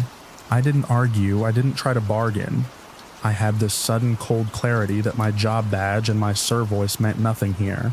I reached into my pocket, slow, and pulled out my keys. The metal ring clicked against itself, too loud in the quiet. I held them out at arm's length. Another one moved in close. I smelled his breath, sweet like cheap grape drink, and something sharp under it. He was young enough that his cheeks still looked soft. His eyes were hard anyway. He patted my jacket and went straight for my phone like he knew exactly where I kept it. When he yanked it free, the screen lit up for a second and showed my wallpaper. My kid grinning at the park before it went dark in his hand. Wallet, one of them said. Not yelling, just stating it, like he was reading off a list. I took my wallet out and held it with the keys. I tried to keep my fingers from shaking because shaking felt like a mistake you'd pay for. I kept my face blank. I kept my voice out of my throat. They took everything. The kid with the soft cheeks snatched the wallet and flipped it open. Cards fanned out. Cash. He didn't look at the picture on my license for more than a blink, but it felt like I'd been stared through. I thought that was it. Hand over the things, let them go, stay alive. That's the script you tell yourself to keep from doing something stupid. Then the one closest to me hit me anyway. It wasn't a clean punch. It was a sudden heavy slam across the side of my head that made my ear ring and my teeth clack. My knees bent and gravel bit into my palms as I caught myself. I tasted blood where I'd bitten the inside of my cheek. The world tilted and the porch step blurred. "Get down," someone said, and a shoe connected with my ribs like a lesson. I curled without thinking, arms over my head, trying to make myself small. Another kick landed in my lower back. Not enough to break me, just enough to remind me they could do whatever they wanted and there wasn't a single person on that street stepping out to stop it. Keys jingled. My car door opened. The interior light came on for a second, lighting up their hands and sleeves and the angle of the gun. I saw my delivery bag still on the passenger seat, bright logo like a joke. They moved fast after that. Engine started. Tires crunched over gravel at the edge of the curb. The car backed up in a hard, crooked line, like whoever was driving didn't care if he scraped the bumpers of the cars parked behind me. Then it shot forward and disappeared into the dark at the end of the block. For a few seconds I stayed on the ground, because I didn't trust that it was over. The ringing in my ear made the silence feel like pressure. My fingers were full of stones. My ribs ached every time I drew breath. When I finally pushed myself up, the porch light of the house I'd delivered to was still off. The food bag sat on the step like I'd staged the whole thing for someone's camera. There was no camera, just a street that pretended not to see. I walked, hunched, toward the nearest light I could find. I couldn't run.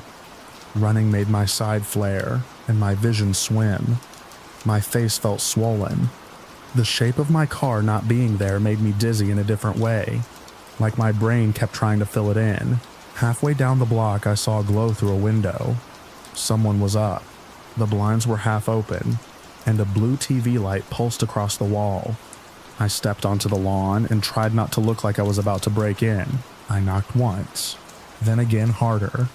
A man's face appeared behind the glass. He didn't open the door right away. His eyes went to the street, then back to me. The chain stayed on when he cracked it. I told him my car had been taken. I told him there were guns. I heard my own voice and hated how thin it sounded. He stared at my swollen cheek, at the dirt on my hands, and then he opened the door wider but not all the way. He didn't invite me in. He didn't have to. He just reached around the edge of the door with his phone already in his hand, like he'd been holding it, waiting for a reason. The call connected on speaker. The dispatcher's voice was calm in a way that made my chest tighten. She asked where we were. She asked if anyone was hurt. She asked if the weapons were still on scene. Behind her voice, I could hear the call center, a faint echo of other voices, other emergencies, a steady hum like machinery. I gave the address as best as I could. I described my car make, model, color, because those details suddenly felt like the only thing I had left. I stumbled over the plate number. My mind kept skipping. The dispatcher repeated things back to me, to lock them down. She told me to breathe. She told me officers were being sent. She told me not to go looking for the vehicle. That last part came out sharp, like she'd said it too many times to people who didn't listen. I stood in the doorway light, swaying a little, and tried to keep my eyes on the end of the street where my car had vanished.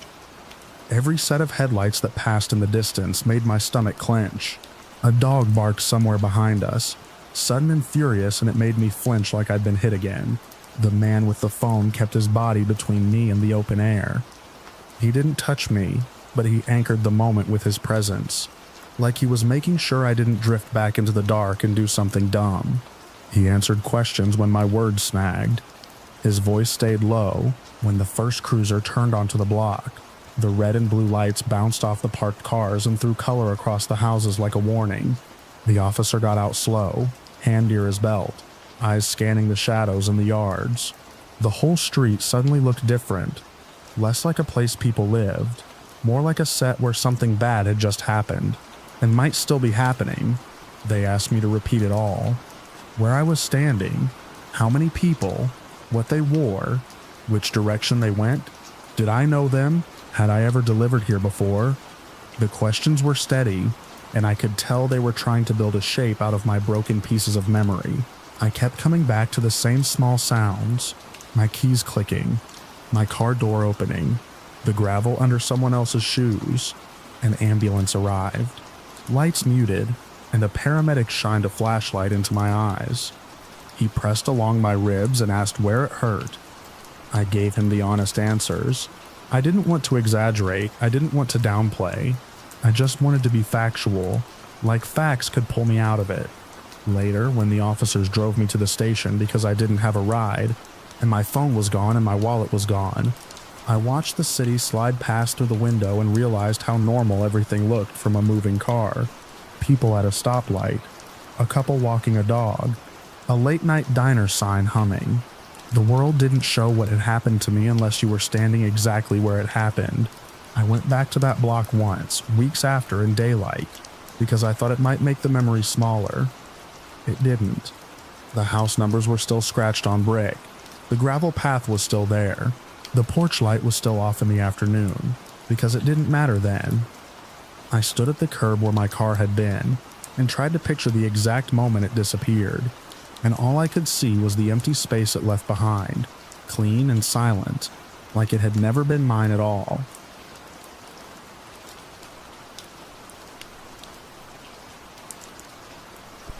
The first thing I remember is the carpet fibers pressed into my cheek like tiny ropes, and the second is the silence of my own house when I couldn't stand up to fill it with anything else.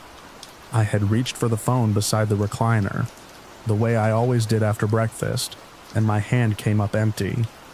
My arm felt too long and too heavy. When I tried to roll, a hot, sharp line ran from my hip into my lower back and stole the air out of my lungs. I lay still until the pain eased enough for me to think again, and that was when I understood I was on the floor and staying there. It was morning when I fell. I know that because the light was slanting through the blinds in pale stripes, and I could see dust moving in it. I had gotten up too quickly, like I always promised myself I wouldn't, because the kettle was whistling and I didn't want it to scream itself empty. I took one step, then another, and my foot caught the edge of the rug in front of the chair. My hands went out, but there was nothing to grab. My shoulder hit first, then my hip, then my head bounced hard enough to make the room flash white. It wasn't dramatic. It was fast and stupid and final in the way accidents are. I tried to call out, but the sound came out thin, like I was speaking into a towel. My throat already felt dry, and I could taste old sleep and stale coffee on my tongue. I dragged myself an inch at a time, nails biting at the carpet, but the pain in my hip made every pull feel like it might split me open. The phone was on the side table exactly where I had placed it the night before, out of reach by a small, cruel distance. I could see it, dark and indifferent, with the charging cord curled like a tail. I live alone. That sentence sounds simple until you're staring at your own ceiling from the floor and realizing how much it depends on everything continuing to go right. My wife had been gone for years. My neighbors were kind in the polite way. Waves from driveways. A Christmas card slipped into the mailbox. But they had their own lives, and I never wanted to be the old man who needed things. My daughter lived out of state. She called every day anyway. It had become our small ritual. She'd check in, I'd tell her what I'd eaten, what the weather looked like from my window, whether my knee was acting up. I used to find it embarrassing, the daily accounting of my body. But over time, it was just the rhythm of my days. That first day on the floor, I waited for the phone to ring. I pictured it lighting up, vibrating itself toward me the way I'd seen it do on the couch cushions sometimes, as if it could crawl. Of course it didn't. It just sat there. Hours pass differently when you can't get up. The house made its usual noises, pipes ticking, the refrigerator humming, the faint whir of the furnace kicking on and off, but none of them meant anything. The kettle went quiet. The coffee smell faded. Sunlight moved across the room and climbed the wall, and my hope rose and fell with it like a foolish tide. I tried strategies. I used my belt to hook the leg of the side table, thinking I could drag it closer, but the belt slipped and snapped back against my hand. I tried to push the table with my shoe, but my foot trembled and wouldn't cooperate. I reached for my walker, which was folded and leaned against the wall near the hallway, but it might as well have been in another house. I called out again, and then I stopped because it cost too much. By evening, my mouth felt like paper. I licked my lips until they cracked. When I swallowed, it was like pulling sand down my throat. I had knocked my water glass over in the fall. I could see the dried ring where it had spilled on the hardwood. dark and mocking. Hunger came and went in dull waves, but thirst stayed, a hard, bright ache that made my thoughts slow. I slept in pieces. When I woke, my cheek would be stuck to the carpet, and I'd have to peel myself free. My hip throbbed with each heartbeat. I shifted as little as possible. I watched the ceiling fan not moving because I never left it on anymore. I watched shadows gather and then thin again with dawn. I listened for sounds that weren't mine. At some point, my daughter's call came. I didn't hear the ringtone at first, only the faint vibration on the table like a distant insect. When I realized what it was, I tried to move, but my body didn't respond the way I demanded. My arm reached, trembling, fingers scraping air. The vibration stopped. The screen went dark again. The house went back to itself. Panic is not always loud. Mine sat in my chest like a heavy stone. I imagined her looking at her phone, frowning. I imagined her telling herself I was out in the yard, or napping, or had left the thing in the bathroom again. I wanted to send anything. One word, one sound that would cross the distance between us. But the distance wasn't miles. It was inches of carpet and bone and pain. The second day, my thoughts began to fray around the edges. I would close my eyes and see the kitchen in bright detail, as if I were standing there. I would open them and be back on the floor, face level with the baseboard, staring at a small scuff mark I had never noticed before. I tried to measure time by the light, but even that began to blur. Morning came, afternoon came, night came. Each one felt like a test I hadn't studied for. The third day, I stopped thinking in full sentences. My body became the whole story. Dry mouth, aching hip, stiffness in my shoulder, pins and needles in my hands. I could hear my own breathing, shallow and uneven. When I tried to call out, I couldn't make my voice rise past a whisper. I began to understand, in a quiet way, how people disappear without drama, not kidnapped, not swallowed by the earth, just lying in the wrong place, unseen. On the morning they found me, I was half awake and half gone. The light through the blinds looked sharper than it should have, like it was made of glass. I heard something outside, footsteps on the porch, the metallic clink of a mailbox lid, the soft thud of mail sliding through the slot. I couldn't turn my head far enough to see the front door, but I knew the sound. It was a sound that meant the world was still happening. Then there was a heavier noise, more footsteps, voices muffled by the door, the kind of low conversation you have when you don't want to be overheard. My name came through once, stretched and uncertain. I tried to answer. My throat produced a rasph. Something scraped against the lock. The house held its breath. The door opened with a reluctant groan, and cold air rolled across the floor toward me. I heard my daughter's voice then, close enough that it wasn't a memory. She said my name again, louder, and I tried to lift my hand. It moved a few inches and fell. A second set of footsteps entered, steady and purposeful. Someone called out that they were coming in, that they were checking on me. Their shoes crossed the room. A shadow fell over my face. "Here," a man said, and the word landed like an anchor. The moment after that is broken into flashes. A phone being lifted, a voice giving an address. My daughter's knees on the carpet near my head, her hands touching my shoulder, careful, as if I might shatter. I wanted to tell her I was sorry. I wanted to tell her I had tried. I could only make a small sound, and she made a sound back that wasn't a word. The police officer, because that's what he was. I realized by the uniform and the radio at his shoulder, kept his voice calm. He asked me questions in a measured way, the way you speak to someone you don't want to scare.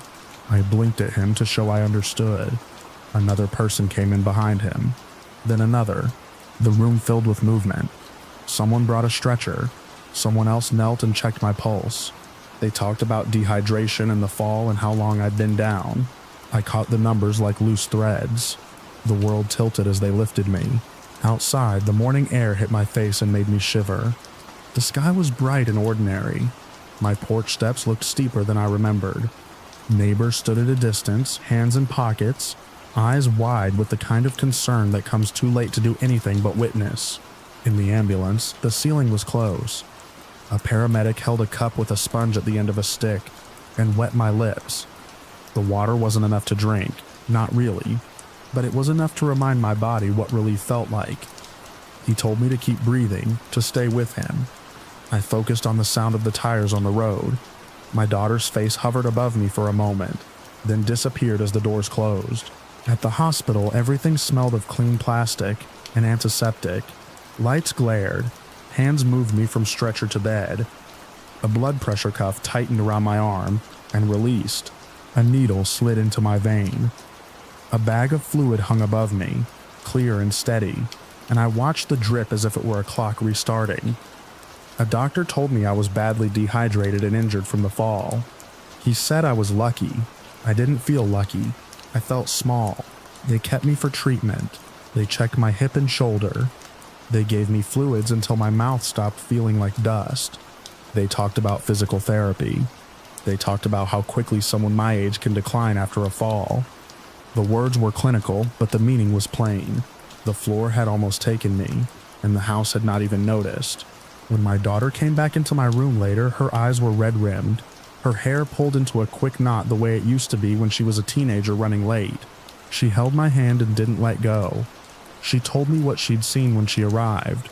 The doors locked, the mail piled in a messy fan on the porch, the curtains drawn at the wrong angle. She told me she'd called and then driven straight through the night. She told me she'd asked the police to help open the door because she couldn't make herself wait any longer. I listened, and shame mixed with gratitude until I couldn't separate them. Afterward, when I was stronger, we talked about changes. Not big declarations, just practical things that had been avoided for too long. A local neighbor agreed to be a backup check-in. The loose rug was rolled up and taken away. The phone moved from the side table to my pocket, always, and we bought what I had always insisted I didn't need. A wearable alert button, simple and plain, like a small white coin on a strap. I signed the paperwork with a hand that still shook. The day I came home, the house looked the same. But I didn't. I moved slower. I noticed the distance between furniture. I noticed how quiet the rooms could be when nothing disturbed them. I sat in my chair and looked at the patch of carpet where my cheek had pressed for days. The fibers still slightly flattened, as if the floor remembered me. That night. Before I turned off the lamp, I wrapped the alert button around my wrist and tested it once, watching the little light blink back at me. I hated how much comfort that tiny blink gave me. I hated what it admitted, but I was still here, and I wanted to stay that way. I listened to the familiar hum of the refrigerator, the soft ticking of the pipes, and I let the ordinary sounds mean something again, because I bought a simple button for my wrist, and I wear it even when the house is quiet.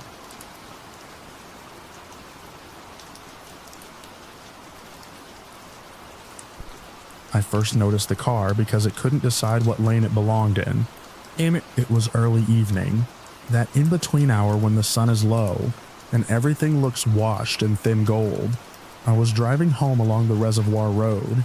2 lanes, no shoulder worth speaking of, guardrail on the water side and scrubby brush on the other. The air had that damp cold edge that comes off deep water, even in warmer months, and the sky was clear enough that you could see every ripple of heat over the asphalt. Up ahead, a dark sedan drifted right, corrected too hard, then drifted again like the driver was fighting a slow current. Not speeding, not braking, just wandering. At first I assumed distraction, phone, spilled coffee, some argument happening inside the cabin, but the movement had a strange steadiness to it, as if the hands on the wheel were there but weren't quite connected. I backed off the gas and gave them room. I watched for brake lights. None. A couple of oncoming cars passed and the sedan wobbled toward the center line, forcing them to edge away. I flashed my headlights once, then again. No response. The sedan kept floating in its lane, then slightly out of it, then back, like a boat tugging at a weak anchor. The curve ahead is the part everyone talks about after storms. Slick pavement, poor lighting, the way the guardrail dips where a maintenance access breaks it. I've driven it enough to feel my hands tighten there without thinking. The sedan reached that curve and didn't turn in time. It kissed the right edge of the lane, corrected late, overcorrected, and then the whole car slid at a shallow angle straight toward the gap. For a half second, it looked like the guardrail would catch it anyway. Then it found the opening cleanly, like it had been aiming for it. The front end dropped, the rear lifted, and the car left the road with a soft, awful grace. No spin, no roll, just a quick dip, a brief flash of taillights, and then a heavy splash that sent a sheet of water up and outward. I pulled over so hard my tires thumped the gravel, and my seatbelt bit into my shoulder. The engine was still running when I jumped out. My phone was in my hand before I knew I'd grabbed it, screen glowing bright and useless in the fading light. I dialed and put it on speaker as I ran, my shoes crunching on rocks, my breath loud in my ears. The water was darker than I expected, almost black, with a wide ring of ripples spreading from where the sedan went in. The car was still visible, roofline and windows just above the surface, but it was already settling. The sound wasn't cinematic. It was a low, steady gurgle, like someone pouring water into a drain. The dispatcher answered. I gave the location as best I could, choking it out between breaths. Car in the reservoir, just went in. Maybe two people. My voice sounded thin and far away. I remember the dispatcher asking if I could see anyone, and me saying I was going in. I didn't wait for an answer that felt like permission. The rocks at the edge were slick with algae. I slid the last step, caught myself with one hand, and the cold hit my legs like a blunt object. It stole the air from my lungs. I waded in fast anyway, shoes filling, jeans turning heavy, water climbing my thighs and waist with a steady insistence. The ripples slapped against me, pushing me back, but I kept moving, eyes locked on the sinking shape. When I reached the car, the water was at my chest and rising. I could see movement inside through the open passenger window. An arm, a shoulder, a flash of pale fabric. The driver's window looked open too, or shattered, I couldn't tell. That detail mattered later, when I tried to explain why it went down so quickly. Open windows, broken seals, the body of the car taking on water like a cup with cracks. I hooked my fingers into the passenger window frame and leaned my weight against the door. The car shifted under me, a slow roll toward deeper water. The metal was cold and slick. I shouted without words, just a sound, and reached inside. My hand found a forearm, skin, a sleeve. I gripped and pulled. The person inside resisted, not on purpose, just caught by belt or seat or the angle of the sinking cabin. Water rushed in around my arm, icy and urgent. I dug for a belt latch by feel, fingers scraping hard plastic. Then the edge of the buckle. I pressed the release and felt the sudden give. The passenger came loose in a lurch that nearly took me under. Their head broke the surface and they gasped. A raw inhale that sounded like an animal pulled from a trap. Their eyes were open but unfocused. I got an arm under their shoulder and dragged them away from the car, fighting the pull of the water and the weight of my soaked clothes. Behind me, the sedan tilted nose down. The roofline sank to the level of the water. The cabin was filling fast now, and the last pocket of air inside it was shrinking. I turned back, trying to keep the passenger's face up while reaching toward the driver's side. I caught the edge of the roof with one hand and plunged my other arm down along the driver's window, searching blindly. The water was a shock every time I went under, not because it was cold, but because it erased everything. Sound, light, direction. I felt nothing but the smooth curve of the door frame, and then briefly hair against my knuckles. I grabbed, and the hair slipped. I tried again, got fabric this time, and pulled. Something held. The car shifted again, deeper, and my hand lost purchase on the roof. My feet left the bottom. For a moment I was floating beside a sinking box, one arm around a half-conscious stranger, and the other reaching into black water that wanted to keep whatever it had. I went under, eyes open. The world turned green-brown and grainy. I saw the window frame and the blur of a seat. My fingers found the driver's shoulder, and I tried to pull, but the weight didn't move. Belt, seat back, the angle. The car rolled another fraction, and water pushed me away like a hand on my chest. I surfaced hard, coughing, and the passenger in my grip sagged, their mouth dipping toward the surface. I hauled them higher, panic tightening my throat. The sedan's roof slipped beneath the water as if someone had pressed it down. 1 second it was there, the next it was gone. I stood there in chest-deep water, staring at a widening circle of ripples with nothing solid to hold on to. The passenger clung to me weakly, fingers digging into my jacket. I couldn't see the car anymore, only the disturbed surface and a faint trail of bubbles that rose and vanished. I got the passenger to the rocks by sheer stubbornness, half dragging, half carrying. My legs were numb. My hands had stopped feeling like hands. On the shore, I laid them on their side and kept them breathing, talking in short, simple phrases I can't remember afterward. Their coughs were wet and harsh, but they were alive, and that fact felt like the only thing in the world that mattered. Headlights arrived. A truck pulled over, then another car. Someone wrapped a blanket around the passenger. Someone else took my phone because it was still on speaker and I hadn't even noticed. I stood dripping and shaking, staring at the water like I could will the sedan back up. When the first responders arrived, everything got louder and faster. Flashlights skated across the surface. A line was thrown. A medic asked me questions I answered automatically. How many occupants? Where did it go down? Did I see the driver? I kept pointing to the spot. The same spot, even though it looked like nothing at all now. Just dark water reflecting the last light of day. The divers came later, in gear that made them look impossibly prepared compared to the rest of us. They moved with practiced calm, speaking in clipped terms I didn't understand.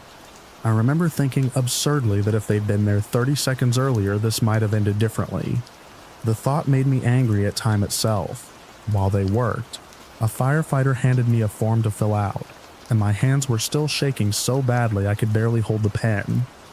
I wrote my name, my number, my statement in messy lines that slanted downhill. On the incident report, I added the reference code so they could tie my statement to the call log and the location notes, something concrete to anchor what felt unreal. When the divers finally surfaced with the second person, they did it gently, as if gentleness could undo what water had already decided. The crowd went quiet in that way people do when they're trying to be respectful and failing, because grief makes noise even when mouths are closed. A sheet was held up. A medic checked, then stopped checking. The driver had been down too long. They took the survivor away in the back of an ambulance. They took the other person away with more care and less urgency. Someone asked me if I wanted to sit down, and I realized I was still standing in my soaked clothes, teeth chattering, staring at the reservoir like it had done something personal to me. I went back to my car when there was nothing left for me to do. The heater blasted against my hands until pins and needles turned into pain. I watched the emergency lights paint the trees in red and blue, watched the water settle back into its usual dark calm. The gap in the guardrail looked too small for a whole life to slip through, but I had seen it happen. Later, when people asked what it was like, I couldn't give them the shape of it. I could only tell them about the cold, the weight, the speed at which a car becomes a stone when water gets inside. I could tell them about a stranger's arm in my hand, and how quickly it can go from a person to a grip you lose. And I could tell them the part that still sits in my chest on quiet evenings, the exact moment the roof disappeared and the surface went smooth again, like it was closing its eye on the last thing I could have saved.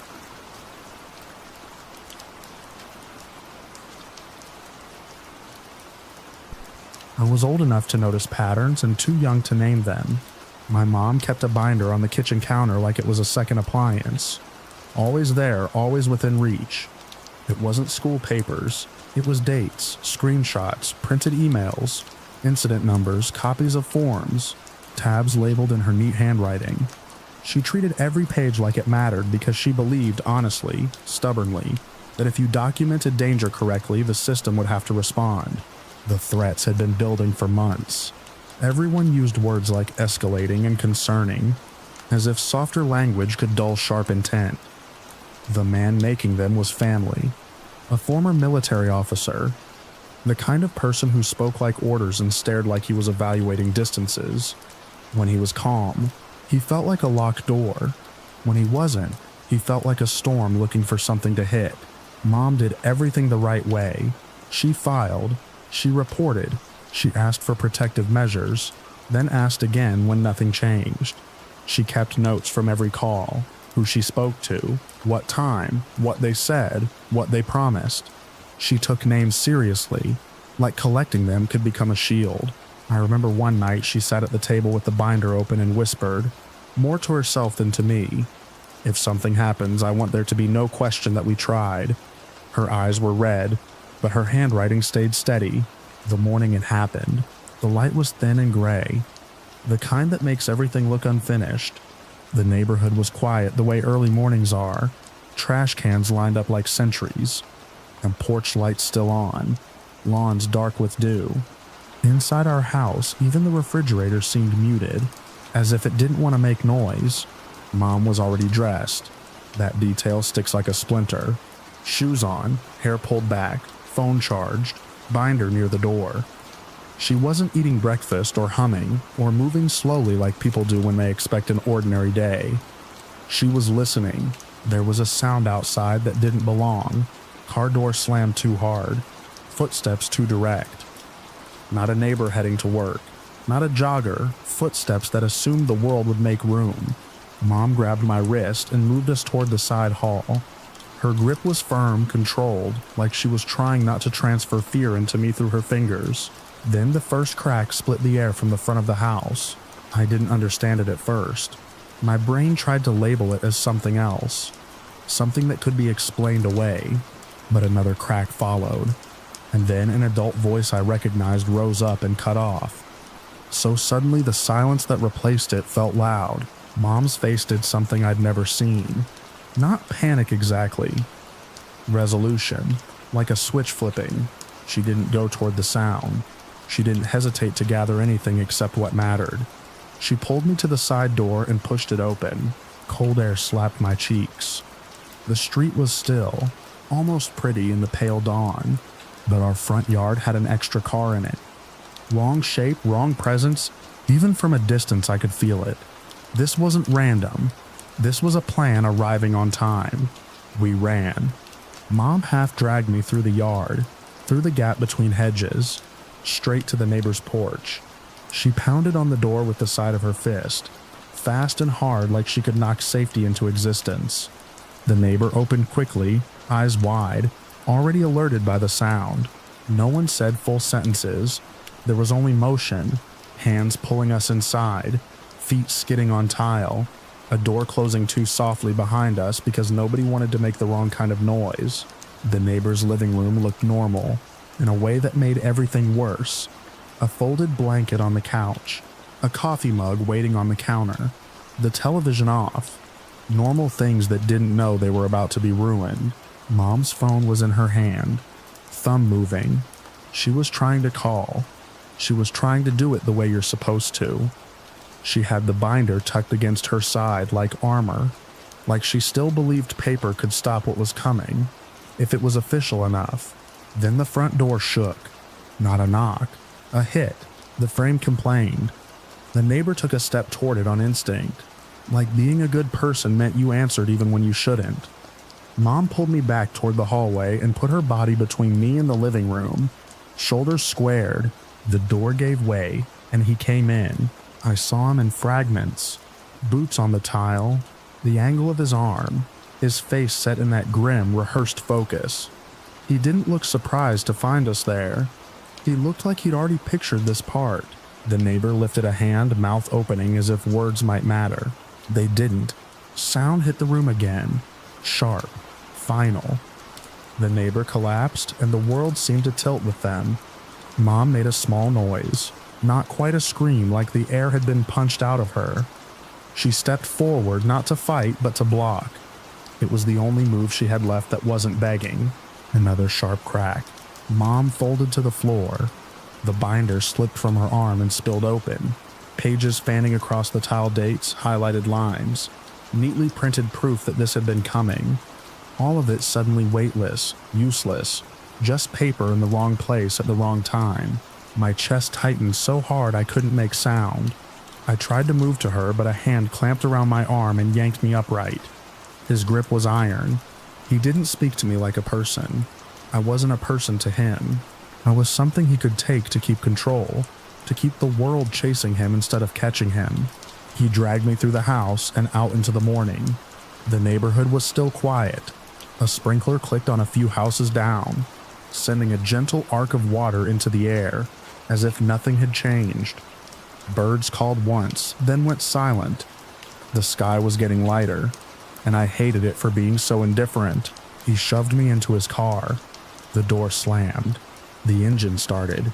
He pulled away like he had all the time in the world, obeying stop signs, checking mirrors, driving like he was still a disciplined man and not a disaster.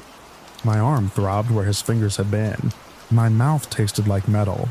I sat rigid, staring at the passing houses, trying to memorize anything that could help someone find me. Time did strange things. Minutes stretched, then snapped. I remember a gas station sign, the smell of fast food near a drive-thru, the way the sun climbed like it was following routine. He didn't talk. He didn't need to. The silence in the car felt like another weapon. Eventually, we turned into a public parking lot, the kind with wide lanes and painted lines and people who thought they were starting an ordinary day. He parked between two cars like blending in would make him invisible. His breathing was steady. His hands were steady, like he believed he'd outsmarted consequences. Then I saw it, the slow approach of police vehicles, not rushing, not blaring, just closing the circle with a calm that felt unreal. Doors opened, voices carried, firm, controlled, practiced. He looked left, right, then down at me, and for a heartbeat I thought he might do something worse, just because he could, but he didn't. His shoulders dropped a fraction, as if something inside him finally accepted the inevitable.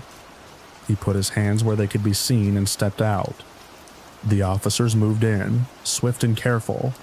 Someone opened my door, and a different hand, gentler, human, reached for me. I stumbled out into the sunlight, blinking hard, lungs burning like I'd been holding my breath for years. An officer crouched to my height and said my name like it mattered, like it was real, like I was safe to hear it again. Behind him, the man was being taken away without a struggle, neat and contained, as if what he'd done could be packaged and filed. Later, people would say things like "without incident," and "the child was found unharmed," and those words would sit wrong in my mouth for the rest of my life. Because harm isn't only bruises. Harm is learning that the binder on the counter was never a shield.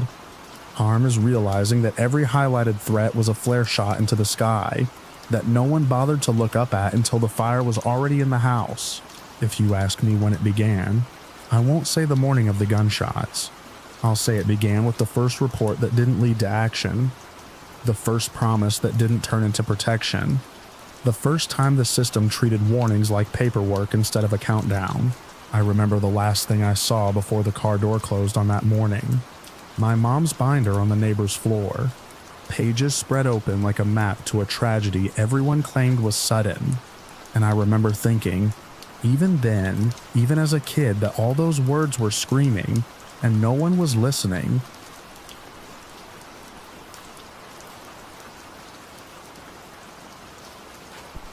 The last elevator of the night had already gone down, and the building felt like it was holding its breath. I was at my desk on the 8th floor with only the glow of 2 monitors, and the thin, constant hiss of the HVAC to keep me company. Outside the glass, the city was a quilt of scattered lights and black gaps. Inside, the carpet and cubicles swallowed sound so well that even my own typing felt rude. I wasn't breaking any rules by staying late, but I was following the ones that mattered. Badge in my pocket, phone charged, office door kept closed. If I needed to step out, I'd lock up.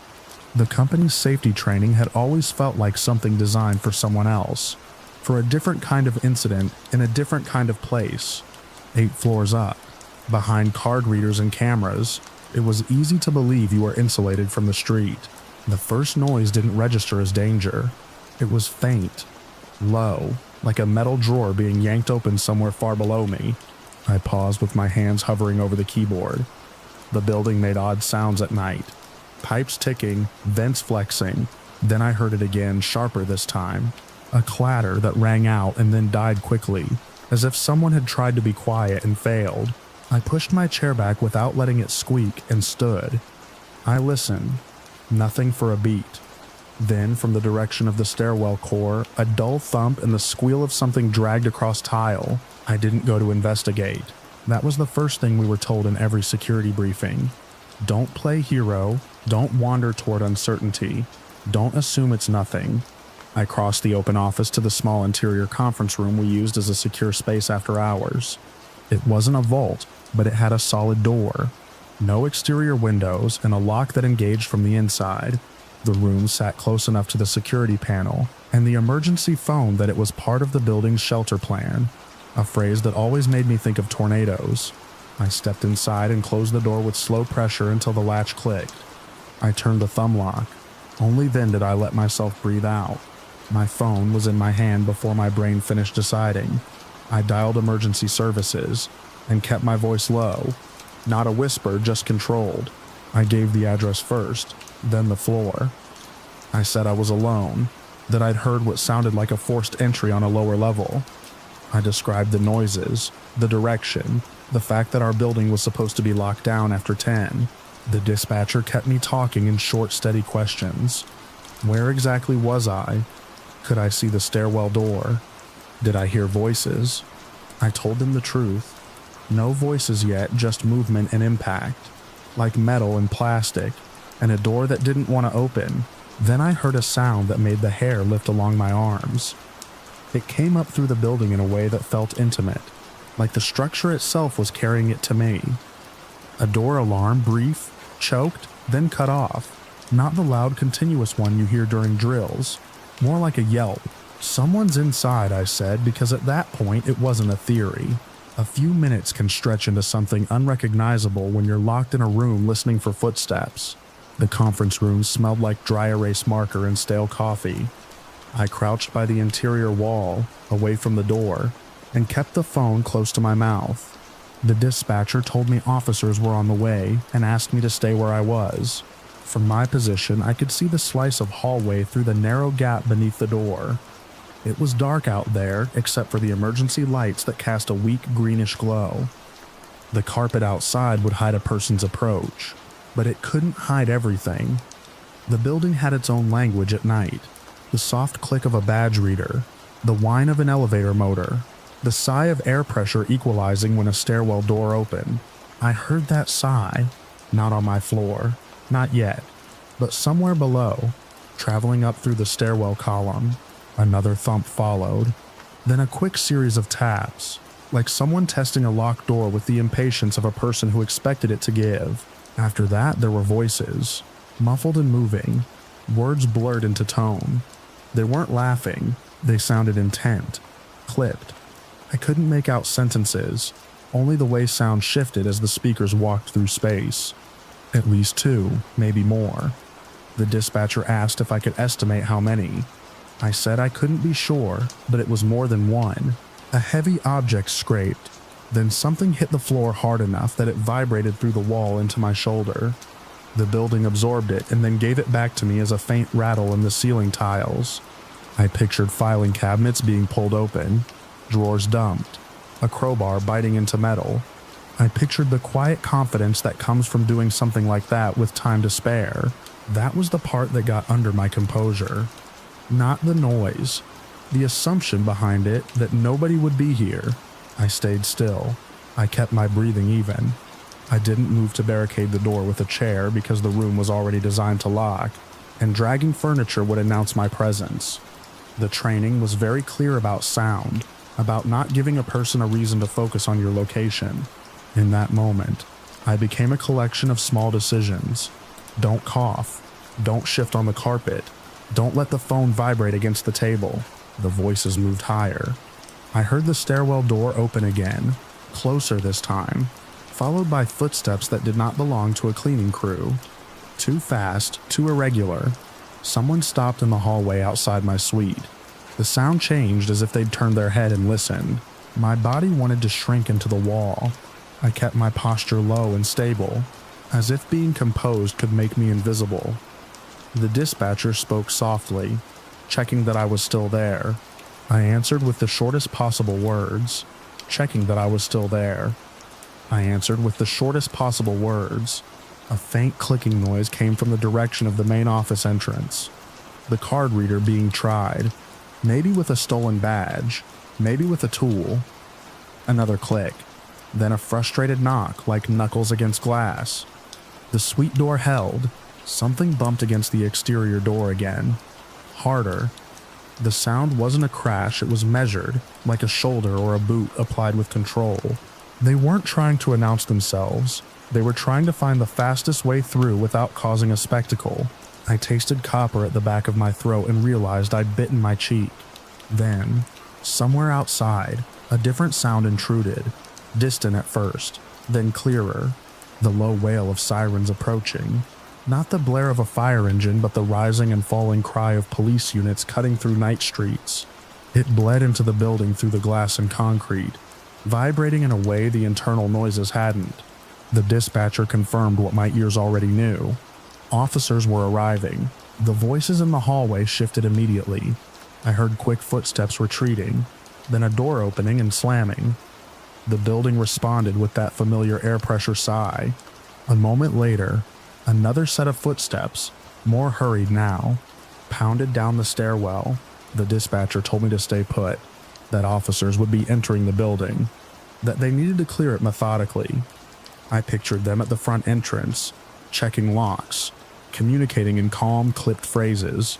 I pictured flashlights cutting across the lobby, reflections sliding over polished stone, and I pictured the people inside hearing those same things and realizing the window was closing. From my conference room, I heard a distant crash that could have been a rear door being forced, or a push bar being hit too hard, or a body colliding with something in panic. That sound was followed by movement, fast, confused, shoes on tile, a metallic clatter like keys or a tool dropped.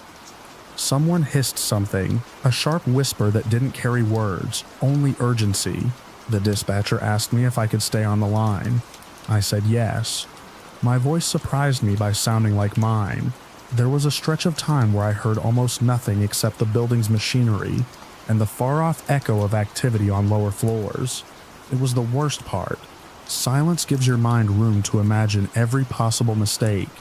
I kept my eyes on the narrow gap under the door and watched the green glow pulse faintly with the emergency lighting cycle. Then from below I heard a short burst of yelling, brief, commanding, unmistakably law enforcement. It wasn't a conversation, it was control being asserted. Footsteps surged, then stopped abruptly. A scuffle of movement, like bodies shifting position rather than fighting. One voice protested, high and strained, and then cut off. My pulse hit hard once, like my heart had been waiting for permission to react.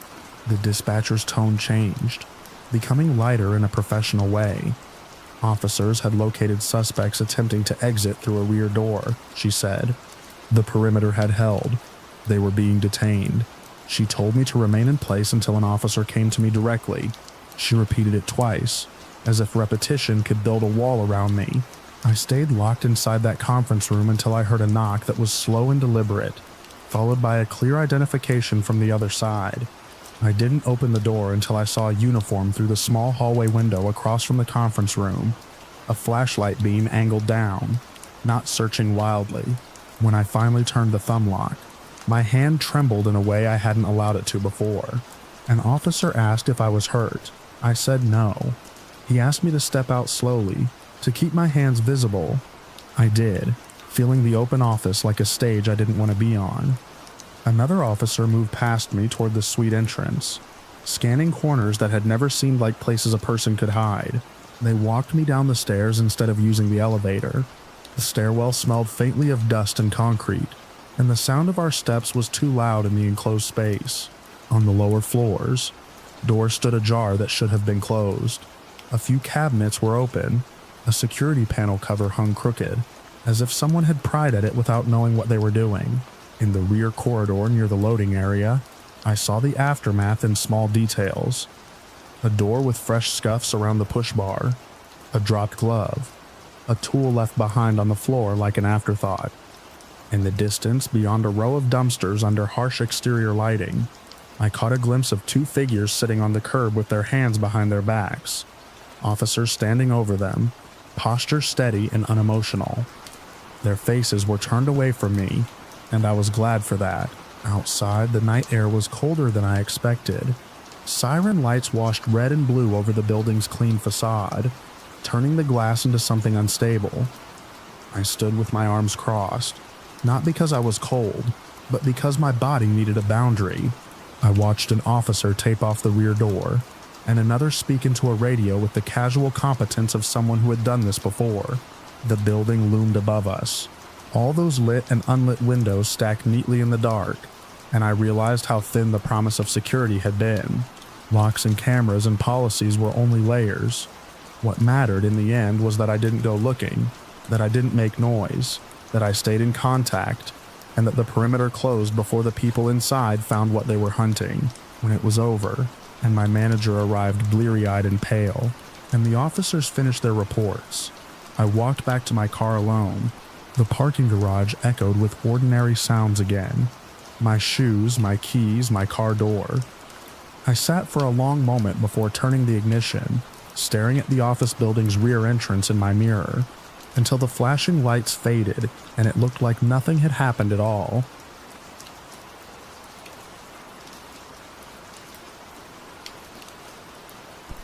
The first time I knew we were truly lost was when my boot broke through a crust of old snow and sank to my shin in black slush. The trail we'd been following didn't feel like a trail anymore. It felt like a suggestion, flattened moss, snapped twigs, the occasional blaze half swallowed by lichen. Above us, the ridgeline vanished into low cloud, and the forest tightened around our shoulders like wet wool. There were 4 of us, all weekend hikers with just enough confidence to get stupid. I'd done a basic wilderness course years ago. How to keep warm, how to find water, how to not panic when plans collapse. That knowledge didn't make me brave. It just gave my hands something to do when my mind wanted to spin apart. We'd started that morning under a pale sun, the kind that makes you underestimate mountains. The forecast had mentioned a chance of precipitation, which up here was a polite way of saying the sky might decide to hurt you. We were supposed to loop around a basin and meet the main trail again by late afternoon. Somewhere near a saddle, we followed what looked like a cut-through. It was narrower, steeper, and it shaved time off the map. At least we told ourselves it did. By midday, the wind arrived with teeth. Rain came first, thin and slanted, then thickened into something that wasn't quite rain anymore. It struck the fir needles with a hiss and rolled off in sheets. The temperature dropped fast enough that the sweat under my jacket turned cold. When we stopped to check the map, water beaded on the paper and blurred the ink. The compass needle wobbled, then settled, then wobbled again as gusts pushed our bodies around. We tried to correct. We tried to find the last landmark we recognized. Every direction looked like the same wet corridor of trunks and rock. We made the first real mistake when we agreed, without saying it, that we could just keep going and hit something. Another trail, a creek, a road. We were on a mountainside that didn't care about our optimism. We side-hilled through Slick Salal and Devil's Club until one of us slid 10 feet downslope and caught a branch with both arms. No one was injured, but the incident rewired the mood. It wasn't a hike anymore. It was problem-solving under pressure. I forced myself into routine. Stop. Breathe. Drink. Eat. Check for shivering. Check for wet layers. Move before we cool too much. In bad weather, motion is warmth. In worse weather, motion becomes risk. We found a shallow rock overhang and huddled under it to get out of the wind. My fingers were already clumsy. My phone, pulled from a waterproof pouch, showed a mocking emptiness, no service. I turned it off to save battery. One of the others had a GPS watch, but it had been struggling all day, the map loading in fragments. We argued about the last point we were sure of. The debate went nowhere because certainty had leaked out of us like heat. The rain turned to sleet sometime in the afternoon. It didn't just fall, it drove sideways, hard enough to sting exposed skin. The forest floor became a sponge. Every step made a quiet sucking sound. When I looked at my friends, I saw their faces tightening into that flat, stubborn focus people get when they're trying not to admit fear. We decided to stop moving before dark. A bad decision made quickly is still better than a bad decision made in the dark with numb hands. We picked a stand of thick fir near a fallen log, and made a low shelter with a tarp and whatever deadfall we could drag without wandering too far. Everything was wet, but the trees gave us a little protection. I scraped a shallow trench to keep runoff from pooling where we lay. It was basic, unglamorous work. It kept us alive. Night in a storm is mostly sound. Wind high up, wind low down. Rain ticking the tarp, branches knocking each other like bones. We didn't sleep much. We shifted to keep circulation. We ate slowly, because there was no point in pretending the snacks would last if we treated them like comfort. In the gray hour before dawn, I turned my phone on and climbed a short rise, careful not to lose sight of our shelter. One bar appeared and vanished. Then, like a cruel trick, it returned one thin bar of cell service that flickered in and out with the wind. My hand shook as I opened the emergency call screen. The call didn't connect. I tried again. This time it rang once, then dropped. I didn't waste battery on a third attempt. I switched to text and typed with stiff thumbs, keeping it as short as possible. Lost. 4 hikers. Need rescue. Cold and wet. I added the coordinates from the phone's location function and hit send. The message hung for a moment, then changed to sent. I stared at that word until my eyes watered. It was such a small thing, such a fragile thread to throw into all that wilderness. I went back down to the others and told them the message had gone through. No cheering, no relief, just a collective exhale, and the quiet work of waiting. Waiting is harder than moving. Waiting gives your brain time to imagine everything that can go wrong. The storm eased and returned in cycles. Sometimes the clouds lifted just enough to show pale bands of rock above the trees. Sometimes the sky dropped so low, it felt like we were walking inside a soaked blanket. We tried, carefully, to move toward more open ground during lulls, marking our route with bright tape and snapped branches. But visibility would collapse again, and the forest would swallow every reference point. More than once we stopped because none of us could say, with honesty, which way was safer. On the second day, we heard a distant sound that might have been an aircraft, or might have been wind moving through a notch in the ridge. We scrambled to a small clearing and waved jackets until our shoulders burned. Nothing appeared. The sound faded. The disappointment hit like a physical blow, and I watched it drain energy from the group in real time. Technology had given us a single successful scent, and now it gave us silence. We rationed food. We melted sleet in a pot and drank it warm when we could. We checked each other for the signs I remembered from class. Uncontrolled shivering, slurred speech, confusion. Exposure is sneaky. Dehydration is quieter than panic, but it saps strength faster than people expect in cold weather. Nobody wanted to admit how thirsty they were, because admitting thirst meant admitting we were running out of options. On the third day, the terrain turned against us in a new way. The slope steepened and the ground became loose rock under a thin layer of needles. Every step slid. The trees grew more widely spaced, as if the mountain was tiring of supporting them.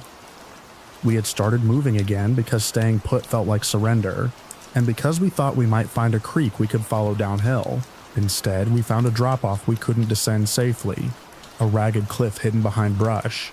We backed away on our hands and feet, hearts hammering, and returned to the last patch of flatter ground we'd seen. My patience frayed, not at anyone in particular, at the mountain, at the weather, at the way our phones, our maps, our little conveniences had become dead weight. By then the clouds were higher, and the light had a different quality. Thin sun filtered through mist. I remember looking up and realizing I could see farther than I had in days. I also remember how small that made me feel. The forest rolled in every direction, rippled by ridges and cut by gullies. All the same shades of wet green and stone. The sound came again, and this time it grew instead of fading.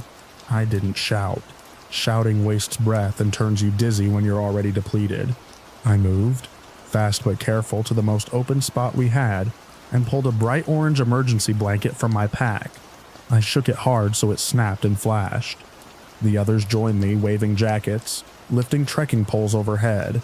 The noise deepened into a steady thrum that you could feel in your ribs. A helicopter slid into view over the treetops. Small at first, then suddenly close enough that the downdraft punched cold air into our faces. The pilot banked, circled once, then hovered. I saw a door open.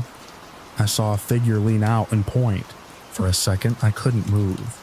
My legs went weak with the simple fact of being seen. Later, when everything had calmed down, one of the rescuers told us our case had been logged under an incident tag that looked like a random string. FICO. At the time, it meant nothing to me. It was just how systems keep track of human emergencies.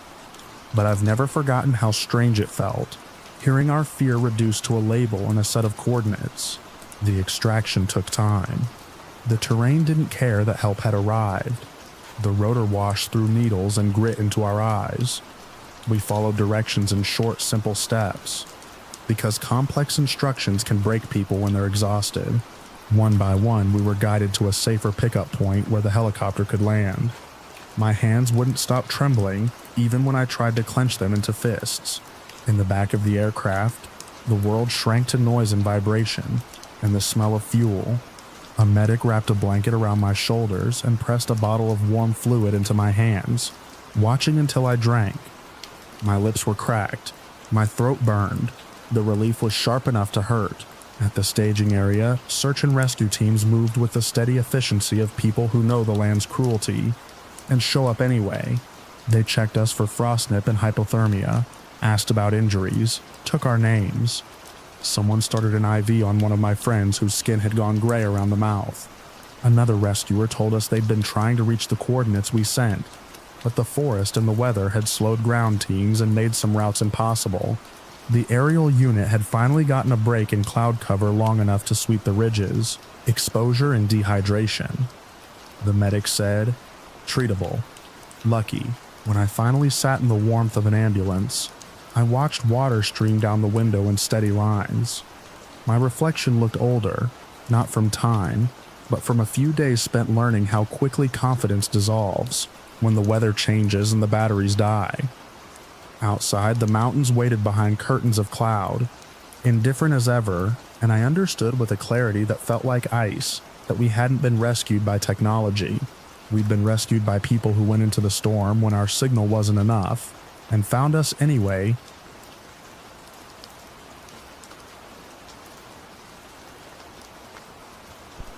The house felt too quiet the moment the front door clicked shut behind my aunt. Midday light pressed through the blinds in thin bright stripes across the living room carpet, and dust floated in them like tiny insects.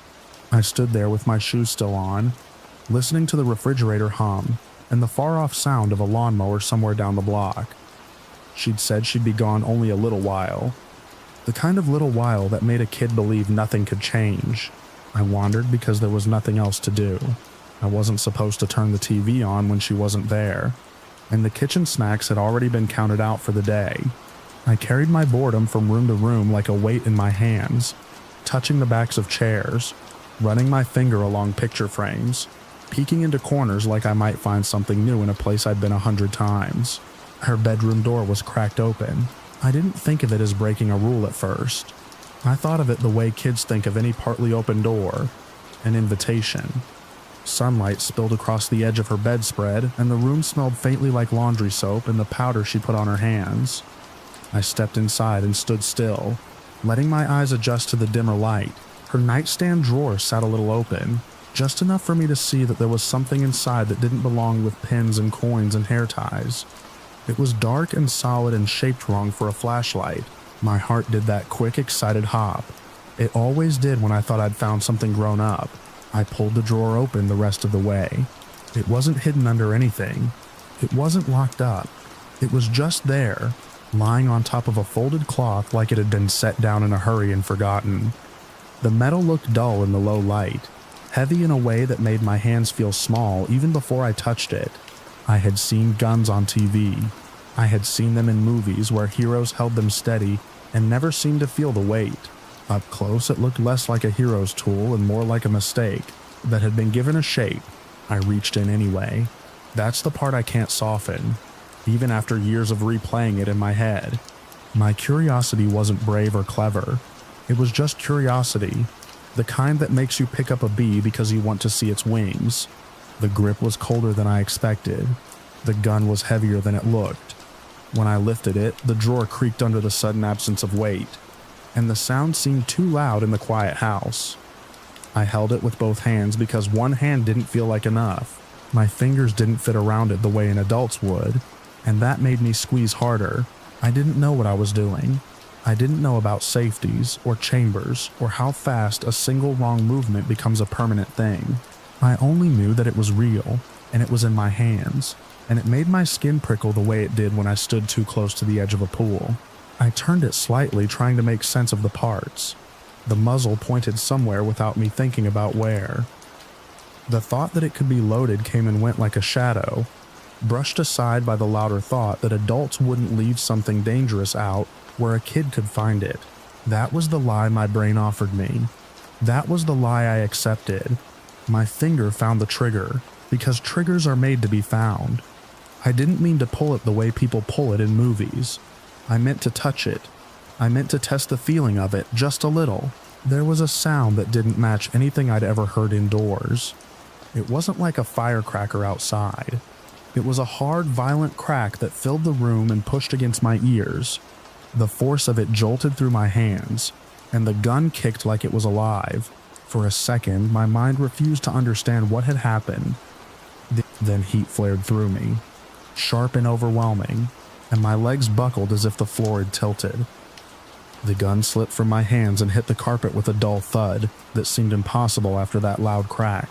I tried to inhale, and my breath came in a shallow, broken pull that didn't feel like enough air. The room spun. The stripes of sunlight from the blinds shifted across the walls like they were moving. I remember thinking with weird clarity that my aunt would be mad about the noise. I remember trying to call out, and no sound came the first time. When it finally did, it didn't sound like my voice. It sounded thin, frightened, and far away.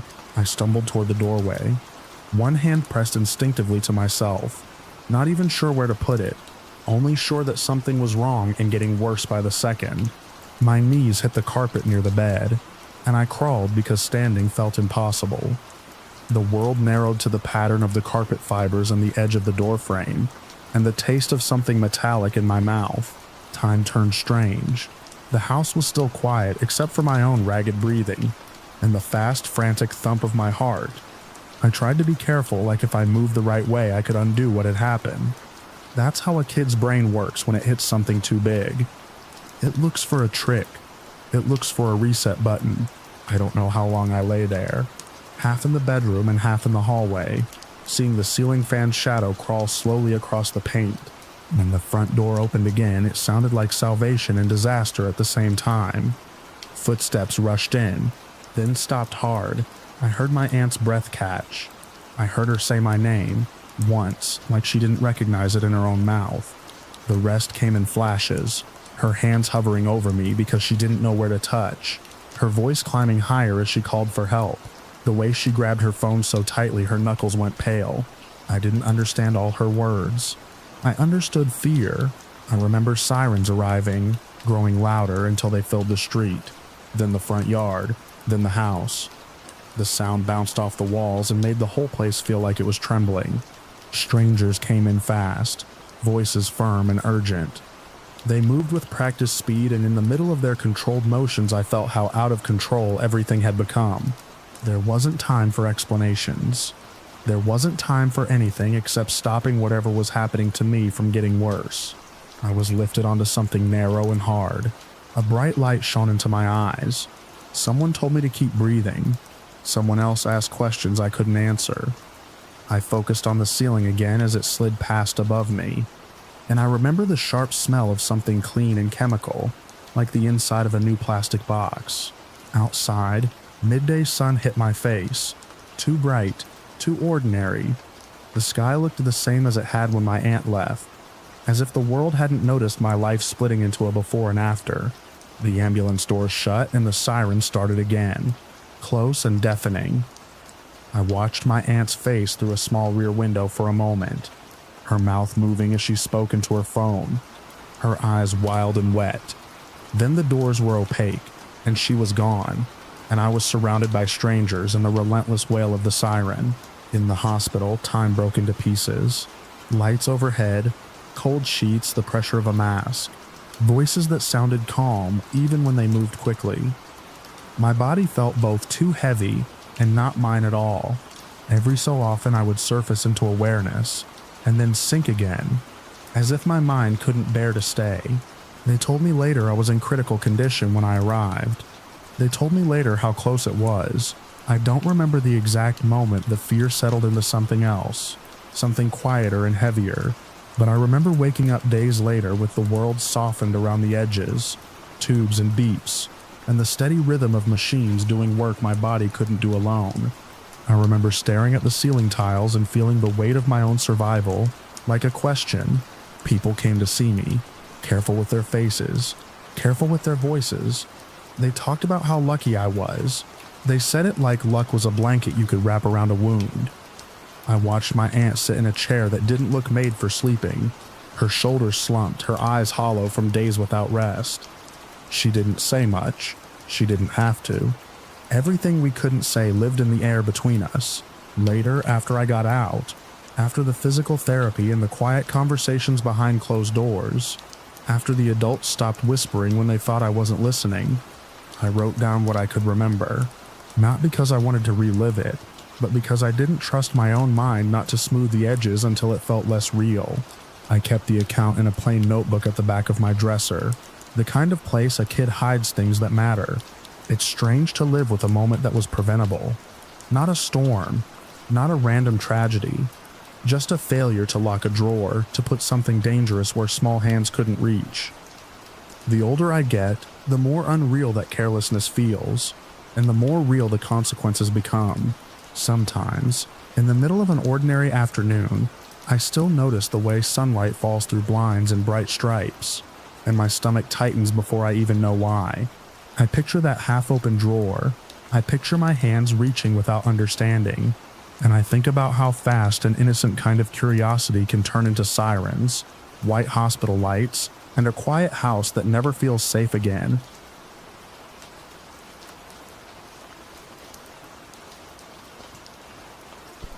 The first thing that made me sit up in bed wasn't a sound. It was the sudden wash of light sliding across the ceiling, as if someone outside had turned their headlights toward the house and held them there. I live on a rural stretch where the road narrows into gravel, and the mailboxes start to lean. At night, a car passing is rare enough that you notice it in your bones. That night, the light didn't move on. It lingered, brightened, then faded in a slow pulse like the driver was shifting, inching, deciding.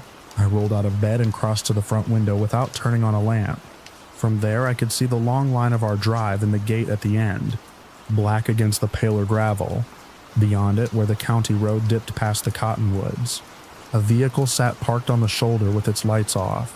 The shape was wrong for the neighborhood, lower than a ranch truck, taller than a sedan, an SUV maybe, dark, no interior glow, no movement. I stood there long enough for my eyes to adjust and for my mind to start filling the quiet with possibilities. A neighbor in trouble, someone lost, someone casing houses. I'd had enough small problems over the years, tools walking off, a gate chain cut once, that my first instinct was always protective. I didn't want to wake my wife, but I did want her behind a locked door. I checked the latch, then took my phone and my flashlight from the kitchen drawer. Outside, the cold hit my face like a wet cloth. The yard was still, the kind of still where you can hear your own boots compressing frozen dirt. No wind, no coyotes. Even the dogs down the road were silent. The stars were sharp enough to look close. I kept the flashlight angled down as I walked, more to keep my night vision than to hide myself. The drive is long and straight. You can see a good distance both ways. Halfway to the gate, I stopped and listened. Nothing. No engine. No doors. No footsteps. The unknown vehicle remained a dark lump by the roadside, tucked just off the gravel as if it had tried to disappear. When I reached the gate, I didn't open it right away. I stood behind the post, using it like it could somehow stop anything that decided to come at me, and scanned the ditch line. The roadside here drops into a shallow drainage with tall grass and old tumbleweed skeletons. The beam of my flashlight picked up frost on the wire, the reflective blink of a distant fence marker, and then, near the SUV, something pale and unsteady, a person rose from a crouch by the passenger side.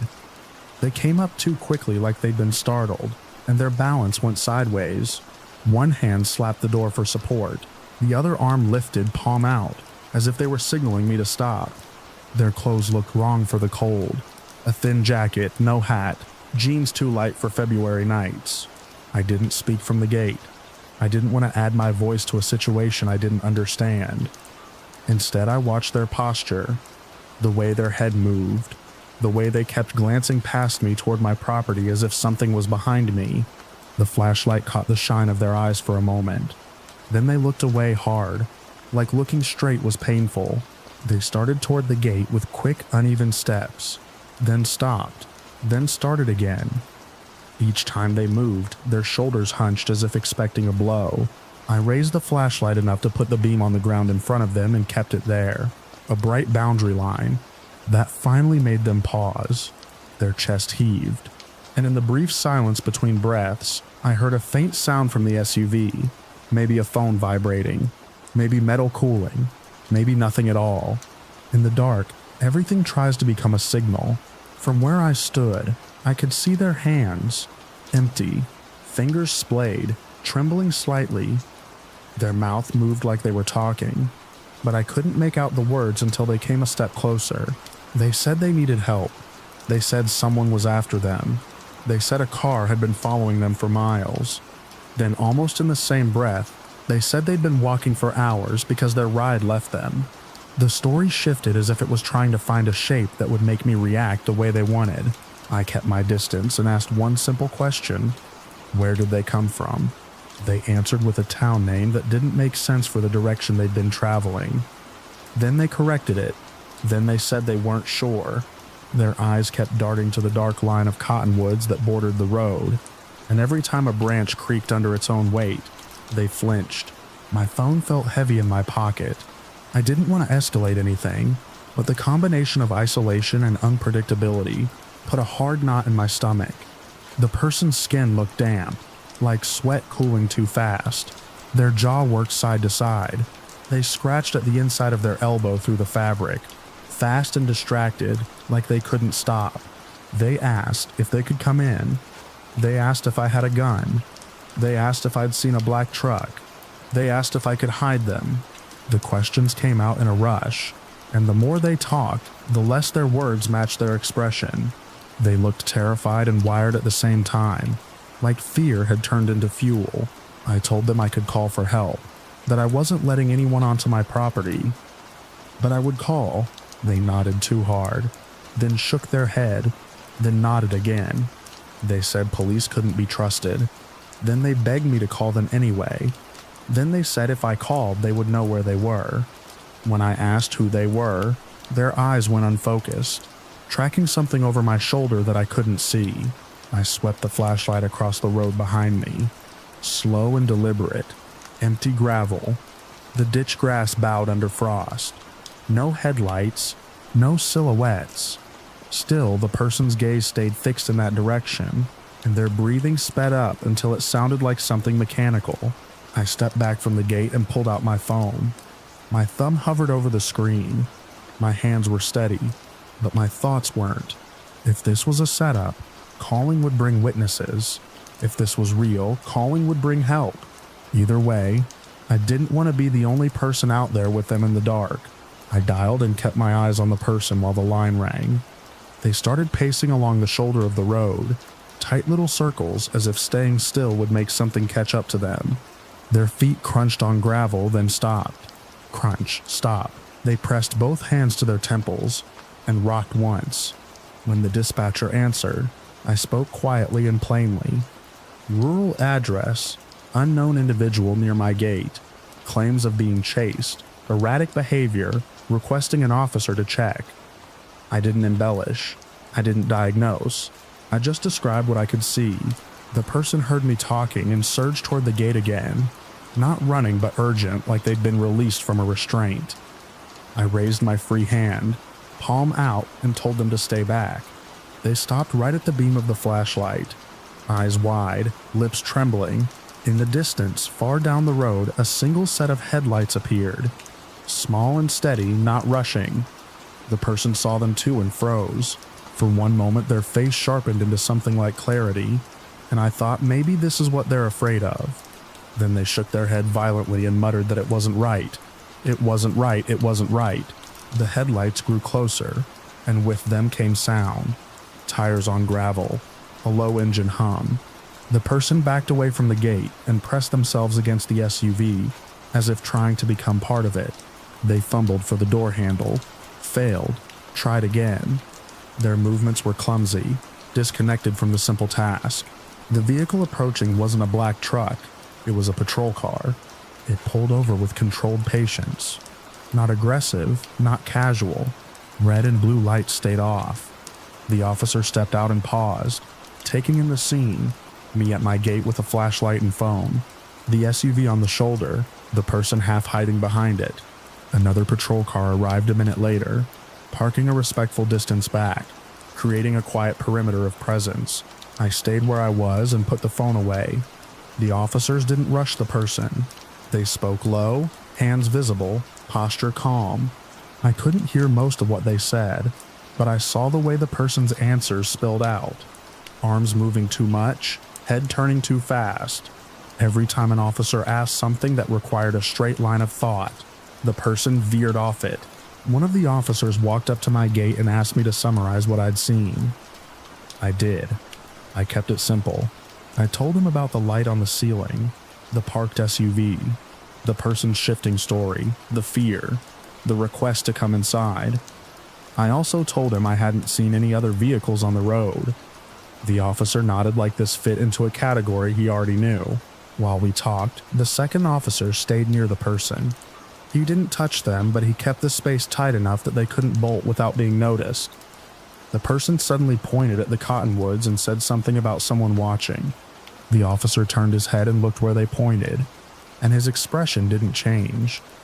He looked back at the person and kept talking in that same even tone. Then the person tried to walk away from the SUV toward the ditch, like they'd decided the safest direction was the darkest one. The officer stepped with them and guided them back toward the shoulder with nothing more than a hand held out near their elbow. Ready but not grabbing. The person flinched anyway. A few minutes later, the first officer told me quietly that the person seemed to be under the influence or in some kind of psychiatric crisis. He didn't say it like a judgment. He said it like weather. He asked if I knew them. I said no. They ran the SUV plates. It came back registered, but not to the person. The person claimed it was theirs, then admitted it belonged to a friend, then insisted the friend wasn't real. The contradictions stacked up until they didn't seem like lies, so much as a mind slipping gears. The officers called for medical support. While we waited, the person's energy dipped and surged in waves. They sat on the gravel with their knees pulled up, then stood suddenly and paced, then sat again. Their gaze kept snagging on the darkness beyond my gate, as if my property held an answer or a hiding place. I stayed behind the gate post the entire time, hands cold, shoulders tense, watching for anything that might materialize from the road or the trees, and confirm their fear. Nothing did. When the ambulance arrived, its lights were softer than the patrol car's work lights, not warnings. The medics approached with the same calm rhythm as the officers. There was a brief moment of resistance, a stiffening, a refusal to look at anyone, and then the person's posture collapsed like they'd been holding themselves upright with sheer will. They let the medics lead them to the back of the ambulance. They didn't scream. They didn't fight. They just kept turning their head, searching the empty road as if expecting to see something that only they could see. Before the doors closed, the person looked once toward my gate, not at me exactly, but at the dark line of my driveway disappearing into the yard. Their face held a question I couldn't answer. Then the door shut, and the latch clicked in the cold. The officer stayed a few minutes longer, taking my information, assuring me they'd have the SUV towed. They suggested I keep my lights on for the rest of the night and call again if anything felt off. One of them shined a flashlight along the ditch line, more for thoroughness than expectation. His beam moved over grass and frost, and the blank shapes of fence posts. No footprints stood out. No hidden figure blinked back. When they finally drove away, the gravel roads swallowed their sound quickly. The darkness returned to its earlier state, as if it had only been borrowing the colors of emergency lights for a while. I walked back up the driveway slower than I'd come down, and every few steps I turned and looked toward the road, half expecting the SUV to still be there. It wasn't. The tow truck had already taken it, leaving only flattened grass and a scuff of gravel where the tires had rested. In the absence of the vehicle, the shoulder looked harmless again, just another piece of empty county road. Inside, the house was warm in the way it always is after you've been outside too long. The ceiling was dark. No headlights washed across it now. I stood in the kitchen for a moment without moving, listening to the refrigerator hum, listening to the quiet as it settled back into place. Later, when I wrote down what happened so I wouldn't forget the order of it, I realized how little I could actually prove about the fear in that person's eyes, and how much of the night had been filled by things that never showed up at all. Before I went back to bed, I checked the front window one more time. The road was empty. The cottonwoods were still. The gate chain hung in its usual loop, catching a thin edge of moonlight like a dull, patient hook.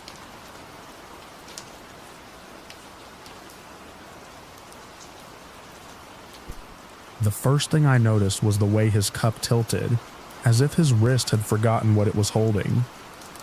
We were in a warm living room with too many coats draped over chairs, the kind of evening party where everyone talks louder than they mean to, because the music is filling the gaps. He was standing near the kitchen doorway, half turned towards someone behind him, and then his knees folded without warning. It wasn't dramatic. It was worse than that. It was quiet, like a switch had been flipped and a person had gone offline. For a second, nobody moved. You could feel the room's momentum skid, conversations catching on the same sharp edge. Then a glass clinked against the tile and rolled under the fridge, and that sound snapped me forward. I was closer than I realized. I stepped around someone's boots and crouched down, my hands hovering because my brain hadn't caught up to my eyes. He was on his back now, head angled slightly to the right, mouth parted. His face had lost its color in a way that didn't look like fainting. It looked like absence. Someone said his name once, and the way it came out thin, uncertain, told me they didn't know what else to do with their voice. I leaned in, close enough to smell the stale sweetness of punch on his breath. His chest didn't rise. I waited for it, held my own breath to listen for his. Nothing. I put 2 fingers along the side of his neck, feeling for a pulse the way you do in movies, except my fingers were clumsy and cold. I pressed too hard, then not hard enough. The music kept playing until someone across the room finally slapped it off, and the sudden quiet made everything louder. Shoes scraping, a chair leg dragging, the fast inhale of panic. A woman pushed through the crowd with her phone already up, her thumb jabbing at the screen. She dropped to her knees near his shoulder and angled the phone away as if the dispatcher could see the room through it. She was trying to sound steady, but her words came out in clipped pieces. Address, condition, no breathing, no pulse, someone else said, and I hated how sure it sounded. My hands finally made a decision. I slid my palm to the center of his chest the way I'd been taught in a class I took, because my job offered it as a perk, and because it felt like the kind of thing a responsible adult should do. I interlaced my fingers, locked my elbows, and pressed down. The first compression felt wrong. You don't expect the human body to give like that. It isn't like pushing a pillow, and it isn't like pushing a door. It's a firm resistance that yields just enough to remind you that you're doing something violent for the sake of keeping someone alive. I counted in my head without letting the numbers touch my mouth. Around me, people shuffled backward to make space, the circle widening, the room rearranging itself around the emergency. The woman with the phone shifted closer to my ear so I could hear the dispatcher's instructions without stopping what I was doing. She repeated them in short phrases, not as dialogue between us, but as a relay. Keep going, push hard, let the chest come back up, don't stop. Another person appeared at my side with a folded towel and shoved it under his head, as if comfort still mattered, as if the body could feel it. Someone else ran to the front door and yanked it open, letting in a slice of cold night air and the faint sound of traffic. My shoulders started to burn faster than I thought they would. The room narrowed down to the rectangle of his chest beneath my hands. The rise and fall of my own arms. The slickness of sweat starting at the base of my skull. I could feel eyes on me, not judging, just needing me to keep moving, because movement was the only thing anyone could offer right then. A man I barely knew, friend of a friend, tall, wearing a sweater with reindeer on it, knelt across from me and asked if I needed to switch. His voice sounded too normal for what was happening. I shook my head once, not trusting myself to stop, not trusting my hands to find the rhythm again if I let it go. The dispatcher asked if anyone in the house had an AED. The question landed like a lifeline, and an accusation at the same time. People looked at each other, faces blank with the sudden realization that living rooms aren't supposed to need defibrillators. Then someone remembered, someone always remembers late, that the neighborhood association kept one in a cabinet near the community pool, a few blocks away. A teenager in a puffy jacket bolted out the front door, before anyone could tell him not to run on icy sidewalks. I kept pressing down, release, release. Every time I let his chest come back up, I waited for him to steal a breath on his own. Every time, nothing. The woman on the phone gave the dispatcher updates in a steady stream now, as if she'd found a groove to hold on to. Compressions in progress. Someone retrieving an AED. Address repeated again. The word ambulance got said, and then paramedics, and I clung to those words like they were already in the driveway. My arms started to tremble. I felt it in the fine muscles near my wrists first, then in my shoulders, then in my lower back. The reindeer sweater man slid in closer and put a hand on my elbow, not to stop me, but to be ready. The vulnerability of that moment wasn't just a man on the floor. It was all of us, finding out how thin the wall is between a normal evening and a body that won't breathe. We switched when my compression started to get shallow. I hated admitting it with my body, hated that I couldn't will my strength to last longer. But the moment his hands took over, I understood the point. It wasn't heroism. It was relay work. It was community action in the most literal sense. Hands replacing hands because no one person could do it alone. I scooted back onto my heels and flexed my fingers, trying to keep my own panic from setting up camp in my throat. From the floor, the room looked different. People standing in clusters like they were afraid to cast shadows too close to him. The open door framing darkness. The hallway light spilling over the entry rug where boots had left wet prints. Someone brought over a bowl of water that no one touched. Someone else held a coat like they meant to lay it over him, then thought better of it. The teenager came back with the AED tucked under his arm like a hard-sided lunchbox. His cheeks were bright from the cold, eyes wide. He set it down near the man's head, and the reindeer sweater man paused just long enough to open it and follow the pictures on the inside lid. The device spoke in a calm, artificial voice that made the whole thing feel even more unreal, like we'd stepped into an instructional video that had no business being in that house. Shirts got pulled up, hands shook, adhesive pads peeled and pressed where the diagram showed. Someone brushed away chest hair with the edge of their sleeve because the pad wouldn't stick right. The AED told us to stand clear. We did, a tight ring of people holding their breath in unison, eyes locked on a body that still looked like it belonged in a chair with a drink in its hand. The shock made his torso jump, a blunt lift off the floor that lasted less than a second. Then the device told us to resume compressions. No applause, no relief, just work. Outside, sirens started as a distant wail and then grew, sliding closer on the cold air. The sound threaded through the house and changed the atmosphere the way a storm warning changes a sky. Everyone's posture shifting with the promise that help was finally real. The person at the door waved their arm in the dark, as if guiding the ambulance like a plane. When the paramedics came in, the room parted for them the way water parts around a moving boat. They moved with practiced speed, not frantic, which was its own kind of mercy. One of them dropped to the floor and took over compressions with a precision that made our attempts feel like guesses. Another opened a bag and pulled out equipment that looked too clean and official for a carpeted living room. They asked brief questions, and the woman with the phone answered between gulps of air, giving times as best she could, describing what we'd done. I backed up until I was pressed against the hallway wall, suddenly aware of my damp shirt clinging to my spine, my forearms aching as if I'd been lifting weights instead of trying to keep someone from disappearing. My hands smelled faintly like skin and adhesive, a smell that would stick with me.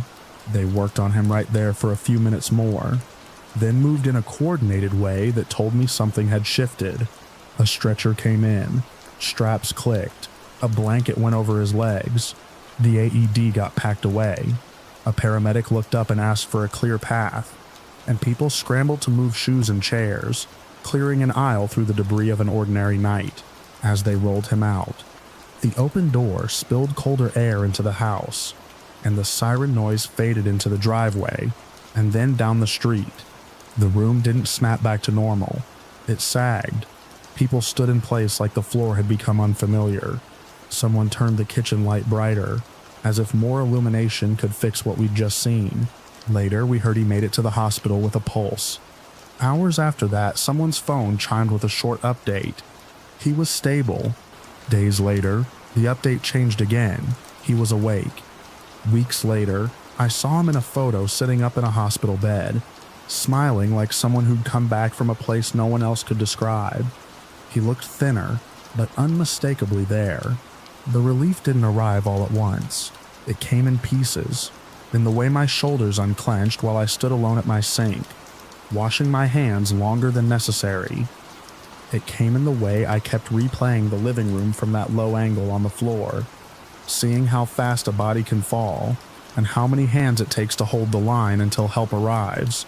Even now, when I walk past that house in the early evening and see warm light in the windows, I picture the open door framing the night, and I remember the sound of a calm machine voice in a room full of frightened people, and the way life can return, because strangers decide to act.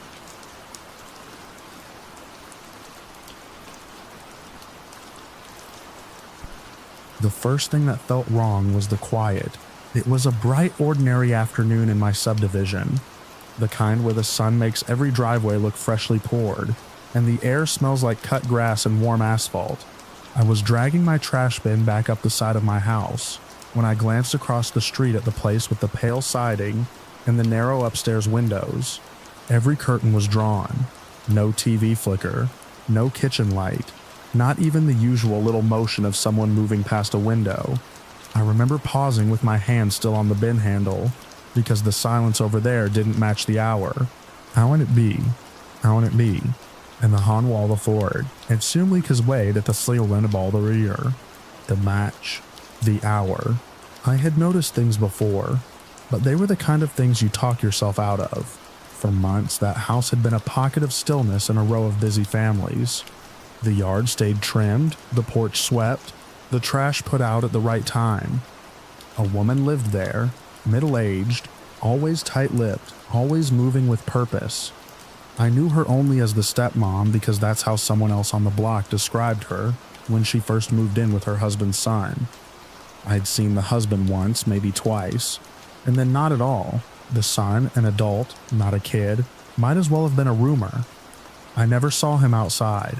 No taking the trash out, no walking to the mailbox, no car pulling in with him at the wheel. I told myself it was none of my business. People kept to themselves. People had different schedules. People had medical issues. People had reasons. That afternoon, with the sun high and the street empty, the house looked less like privacy and more like absence.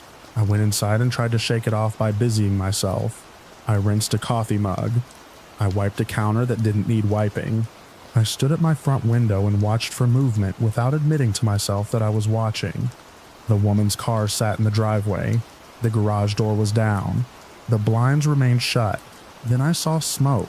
At first it was so faint, I wondered if it was just heat shimmer above the roofline. A thin gray thread lifting and disappearing. I stepped onto my porch to get a better angle, and the smell hit me sharp, chemical, wrong. Not a grill, not leaves, something inside burning. My feet moved before my mind finished catching up. I jogged down my walkway and across the street, scanning the windows for any sign of someone noticing. The front of the house was still dark behind the curtains, but the smoke was stronger now, curling from the seam where the garage met the frame. I pounded on the door with the flat of my hand. Hard. The sound felt small against the blank facade. No answer. I tried the doorbell, then pounded again. My heartbeat was loud enough that I could feel it in my throat. I ran back to my yard, grabbed the garden hose from the side spigot, and dragged it like a stubborn snake across the grass. The hose caught on the corner of the deck and jerked my shoulder. I yanked it free, my palms slick on the rubber, and turned the faucet on full. Water surged with a familiar cough. Somewhere in all that movement, I pulled out my phone and called emergency services. My voice came out higher than I expected, tight and clipped as I gave the address and said there was smoke coming from the garage, and no one was answering the door. I kept my eyes on the house while I spoke, as if staring could force someone to appear. When I pointed the nozzle at the garage scene, the spray slapped the siding and ran down in sheets. The water made the smoke twitch and thin, but it didn't stop it. The smell changed, hotter, more layered, like plastic and paint, and something oily. I moved closer, careful of the driveway that was starting to shimmer with heat. The garage door was still closed, but it looked tense, if that makes sense. Like the metal was holding its breath. I tried the front door again. Still nothing. I didn't have the nerve to break a window. I didn't even know if anyone was inside. I just knew that if they were, time was sliding away. The first visible flame appeared like a surprise someone had been saving for the worst moment. A bright orange tongue licked out from the edge of the garage, then pulled back. It came again, longer, the heat pressing against my face. My hose stream hissed when it struck the edge of it, turning the air into a wet, angry steam. Neighbors started to appear at the ends of their driveways, drawn out by the smell and my frantic movements. I saw mouths moving, questions I couldn't hear over the sound of my own water spray, and the growing crackle from inside the garage. Someone else raised their phone, probably calling too. Someone else shouted the woman's name. The house stayed stubbornly quiet. The garage door buckled with a sound like a deep breath turning into a groan. Smoke pushed out harder, rolling low and thick, and for a second I couldn't see the front of the house at all. I stepped back, blinking hard, my eyes watering. My hands ached from gripping the nozzle. Sirens cut through the neighborhood like a tearing sound. The first engine came fast, red and loud, turning into our street with a swing that made it feel too big for our neat little curb lines. Firefighters poured out with a kind of controlled urgency I'd never seen up close. Their gear made them look broader than they were, purposeful and sealed away from the world's air. One of them waved me back with a gloved hand, and I stumbled to the side, still holding my hose like it mattered. Another took over, shut my nozzle off without a word, and a third moved toward the front door with a tool in his hand. Their movements were practiced, quick, and efficient, as if the chaos was just a problem they'd solved 1,000 times before. The front door gave way under a single brutal strike. Smoke rolled out of the opening, dark and heavy, and the firefighters disappeared into it, as if stepping into water. The engine crew connected to the hydrant down the street, and suddenly my little garden hose felt like a child's squirt gun in my hands. I stood on the edge of my own driveway, close enough to feel the heat and far enough to be useless. The afternoon sun still shone on the houses beside it. Kids' bikes still lay on lawns. A dog barked from somewhere, confused. It was surreal how normal everything was, around the one house that had become a furnace. Paramedics arrived next, their gurney rattling over the sidewalk seams. They waited near the open front door, looking toward the smoke with faces that held steady in a way mine couldn't. One of them asked me if I'd seen anyone go in or out. I shook my head, words failing. Minutes stretched into something that didn't feel like time at all. The firefighters went in and out, their boots thudding, their radios crackling. Water hammered somewhere inside, and now and then the smoke would pulse as if the house was breathing through clenched teeth. When they finally brought someone out, it wasn't the woman, it was a man, carried on a board, wrapped in a blanket so tightly that only his face showed. His skin looked paper thin, stretched over angles that didn't seem possible. His cheeks were hollow, his eyes were open but unfocused, staring past the paramedic's shoulder at nothing. If I hadn't seen his chest rise shallowly, I might have thought he was already gone. The paramedics moved fast. They spoke to each other in short, clean phrases, hands working with practiced care. An oxygen mask went over his face. An IV line appeared. They lifted him to the gurney with a gentleness that didn't match the urgency of their motions. I took an involuntary step forward, then stopped, unsure whether I was allowed near him. I didn't know him, but something in my body insisted that I did, because I lived across the street, because I had watched that house be closed to the world for months, because I had let myself believe it was just privacy.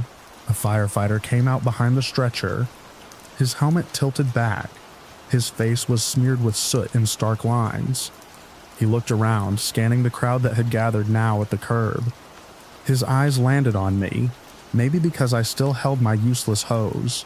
"He's alive," he said, and the words dropped into the air like a weight. No more. No explanation. Just that. The woman was found in the backyard a little later, coughing and furious more than anything else. She tried to push forward, tried to demand answers, tried to insert herself into the center of it like she owned the moment. An officer stepped between her and the paramedics, and that was the first time I saw her not in control. Her mouth moved, sharp and quick, but her voice didn't carry over the sirens and the rush. After the fire was controlled, after the smoke thinned into a damp haze, the street stayed blocked off by engines and patrol cars. Firefighters coiled hoses. A crew checked for hot spots. The garage door hung crooked, blackened, and warped, as if the house itself had been punched. Hours later, when the sun had started leaning low and everything smelled like wet ash, an officer knocked on my door. He asked if I'd noticed anything unusual over the past months. People coming and going, sounds, calls for help. He asked it gently, but the question sat on my skin like a burn. I told him what I knew, which wasn't much. The curtains, the absence, the woman's stiff politeness when she did appear, the way packages sometimes sat on the porch longer than they should have. The one time I thought I heard a pounding from inside, late at night, and dismissed it as pipes or wind or my own imagination. The officer listened, eyes steady, and then said something that turned my stomach cold. The man they carried out had lit the fire on purpose, not to hurt anyone else, not for insurance, not from recklessness. He had done it as a signal, as a flare, as a last resort when every other way of being noticed had failed. He had been kept inside for a long time, deprived and hidden in plain sight, and he had reached a point where the risk of dying in flames felt smaller than the certainty of disappearing behind those curtains. The stepmother, the officer said, was in custody. There were details he didn't share, and I didn't ask for them. I didn't need the specifics to understand the shape of it. Domestic captivity, neglect, a living person reduced to a shadow because the world outside kept moving, and nobody had made the house open its doors. That night I lay in bed and listened to my neighborhood settle into quiet again. The hum of a distant highway, a sprinkler ticking somewhere, the soft click of my refrigerator cycling on. Normal sounds, the kinds you trust. Across the street, floodlights illuminated the damaged garage as investigators moved inside, their silhouettes crossing the windows like slow, careful ghosts. The house that had seemed merely private now looked like a sealed container that had finally cracked. In the following days, the engines left, the police tape came down, and the street returned to its usual rhythm. Cars came and went. Kids rode bikes. The sky did what it always did. The damaged siding was replaced. The warped garage door was removed. A dumpster sat in the driveway for a week, and then vanished like nothing had happened. But I couldn't unsee the man's face above that blanket, the way his eyes had been open as if he'd forced them to stay that way. I couldn't stop replaying the moment I'd first noticed the dark windows, and almost looked away. Now, when I water my lawn in the late afternoon, I watch the spray arc and glitter in the sun, and I think about how my little hose was the first thing I grabbed because it was what I had. I think about how the real rescue came only after something had to burn loudly enough for all of us to look up. And when the street goes quiet in the middle of a bright day, I don't talk myself out of it anymore.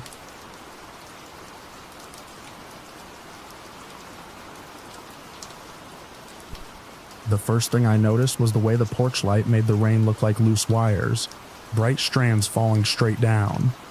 It was late enough that the street had gone quiet, the kind of quiet that makes every small sound feel like it's right up against your ear. I had just turned off the kitchen light when headlights swept across our living room wall and kept sweeping, as if the driver couldn't decide whether to stop or keep going. The car didn't pull into our driveway so much as slide into it. Tires hissed on wet concrete. The engine revved, then choked off. For a half second, nothing moved. Then a door flew open, and a man stumbled out. Not running clean, more like trying to outrun something he could still hear behind him.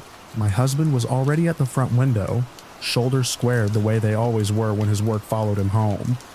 He was off duty, in sweatpants and a dark hoodie, but he had that same posture he wore in uniform, protective without looking for a fight. He didn't say anything to me at first. He just watched.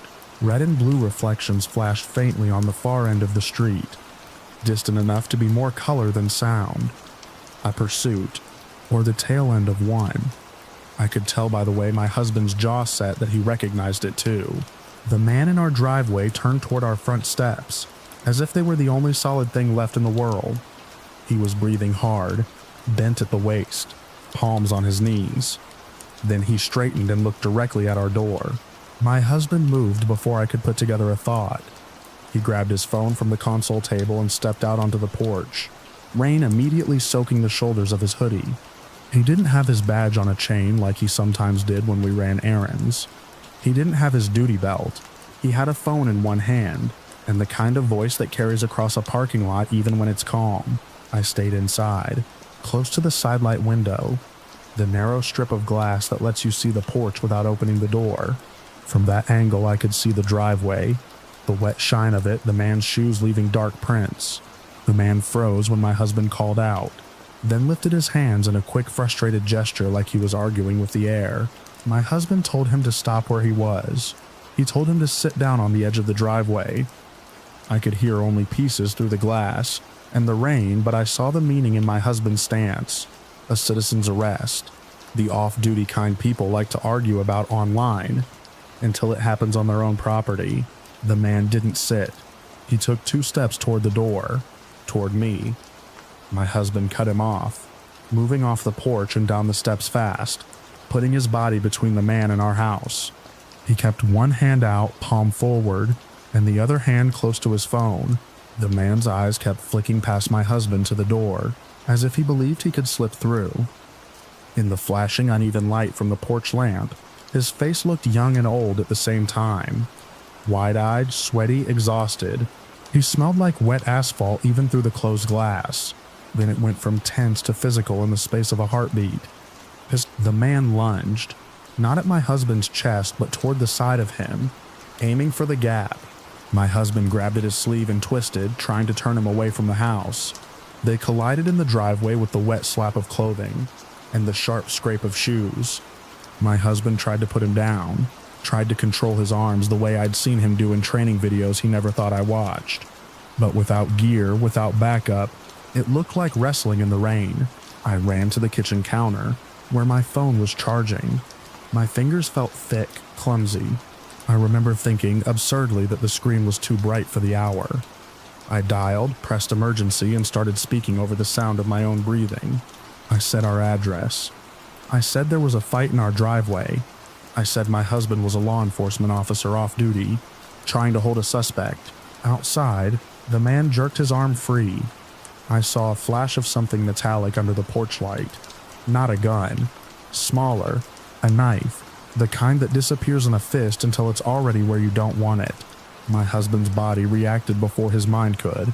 He recoiled, then grabbed again, trying to trap the man's hand. The suspect's arm moved in a tight, ugly motion. There was a dull contact like someone slapping a wet towel onto concrete.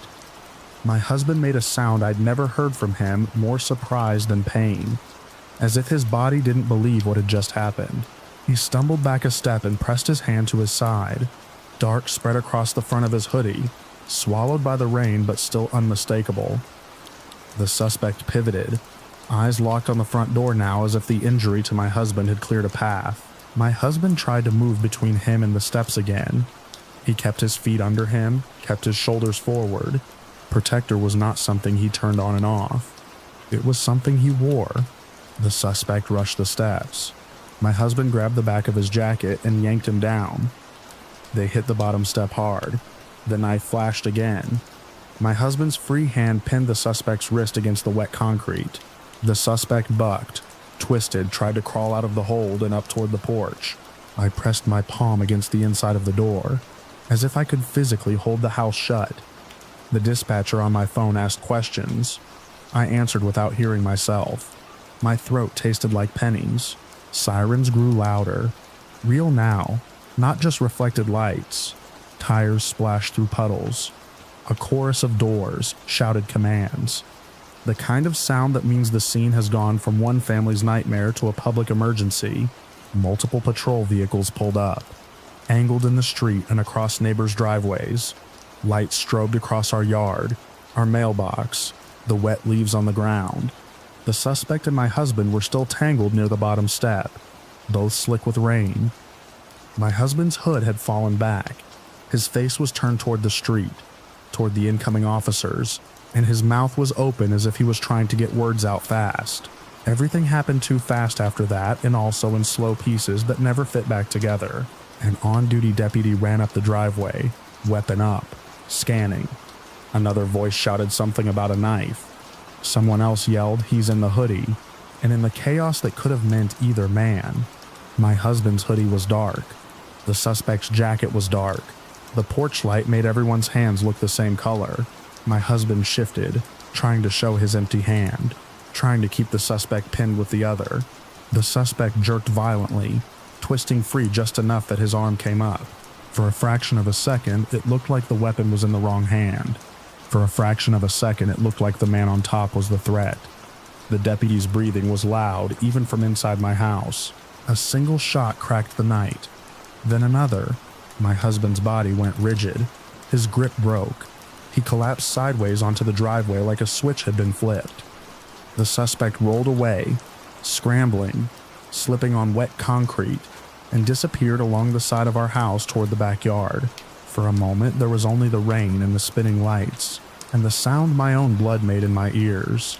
I didn't remember opening the door, but suddenly I was on the porch, barefoot on cold wood, the air full of exhaust and wet grass. Officers were everywhere, moving with purpose and confusion at the same time. One knelt over my husband. Another sprinted past me without looking, chasing the suspect.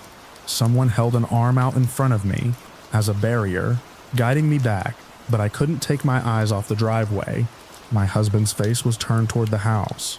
His eyes were open but unfocused, rain collecting in his eyelashes. His lips moved once, and nothing came out. I tried to step forward and the arm in front of me tightened. Not cruel, just automatic. A radio squawked. A voice barked that they had the suspect behind the fence line, that he was running, that units were closing in. Another voice shaking. Sharp kept repeating that the downed male was law enforcement off duty, that there'd been a mistake. The words hit the air and fell to the ground like heavy objects. Minutes later, the suspect was in cuffs at the end of the street under the glare of headlights, hunched and breathing hard, the knife no longer in his hand. I saw him only in pieces, a profile, the slope of his shoulders, the way an officer's flashlight beam bounced on his wet hair. Law enforcement had him. That part was done. Nothing felt done. Paramedics arrived and took over, hands working fast. Voices clipped, equipment cases thumping onto the porch steps. Someone asked me his name. Someone asked me if he had allergies. Someone asked me if he'd been hit anywhere else. I answered because there was nothing else I could do. I stared at the driveway where the rain washed diluted red toward the gutter, and thought about how our home address had become a coordinate on somebody else's map.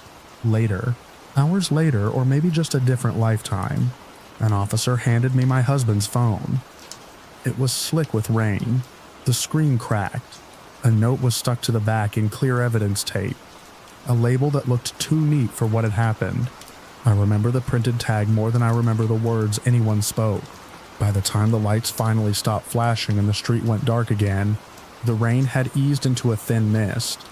The driveway looked ordinary from a distance, like any other patch of concrete in any other neighborhood.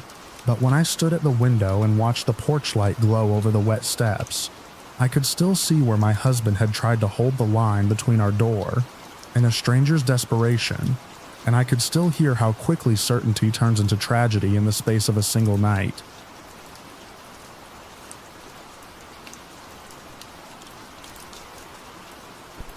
The first thing that felt wrong was the air. We'd been gone a week. The kind of vacation that's supposed to reset you. Sun, hotel sheets, a break from checking the lock twice before bed. Pulling into our driveway in the middle of the day, I expected stale shut-up house smell when I opened the front door. Instead, a warm, lived-in breath rolled out like someone had just closed a bathroom door after a shower. The porch light was off the way we'd left it. The blinds were down, the neighborhood was quiet, and my key turned like it always did. But the deadbolt clicked with a softness I didn't recognize, like it had been used to recently. Inside, nothing was smashed. Nothing was obviously taken. The foyer table still had the same mail stack we'd ignored before leaving. Our family photos were straight. That should have calmed me down, but it didn't. The sound in the house was different too. Not louder, just occupied. A faint hum I couldn't place, like an appliance running somewhere deep in the walls. My wife carried our youngest in, already talking about starting laundry. The older one dragged his suitcase across the tile. I set mine down and stood there longer than I needed to, listening. The thermostat read a temperature we never set when we travel. I touched the hallway vent and felt warm air pushing out. "Did you leave the heat on?" I asked, and I hated how small my voice sounded in our own entryway. She shook her head without looking up. We turned everything down. In the kitchen, the first real proof waited in plain sight. A bowl in the sink that wasn't ours. Translucent plastic with a crack down one side. A spoon on the counter. Wet. The trash can lid sat slightly crooked, and when I lifted it, the smell hit me. Fresh coffee grounds. We don't drink coffee. There were banana peels in a deli container smeared with mustard, and the top bag was tied off the way a stranger would tie it. A hard knot instead of our lazy twist. I opened the fridge, and the butter was on a different shelf. Our orange juice was half gone. The leftover lasagna I'd wrapped before we left was missing the corner where someone had dug in. The light over the stove was on, the tiny bulb that we never use because it flickers. It wasn't flickering now. My stomach did that slow drop that has nothing to do with motion. I shut the fridge and stared at the magnets on the door like they might rearrange themselves into an explanation. I did a fast inventory without meaning to. Wallet? In my pocket?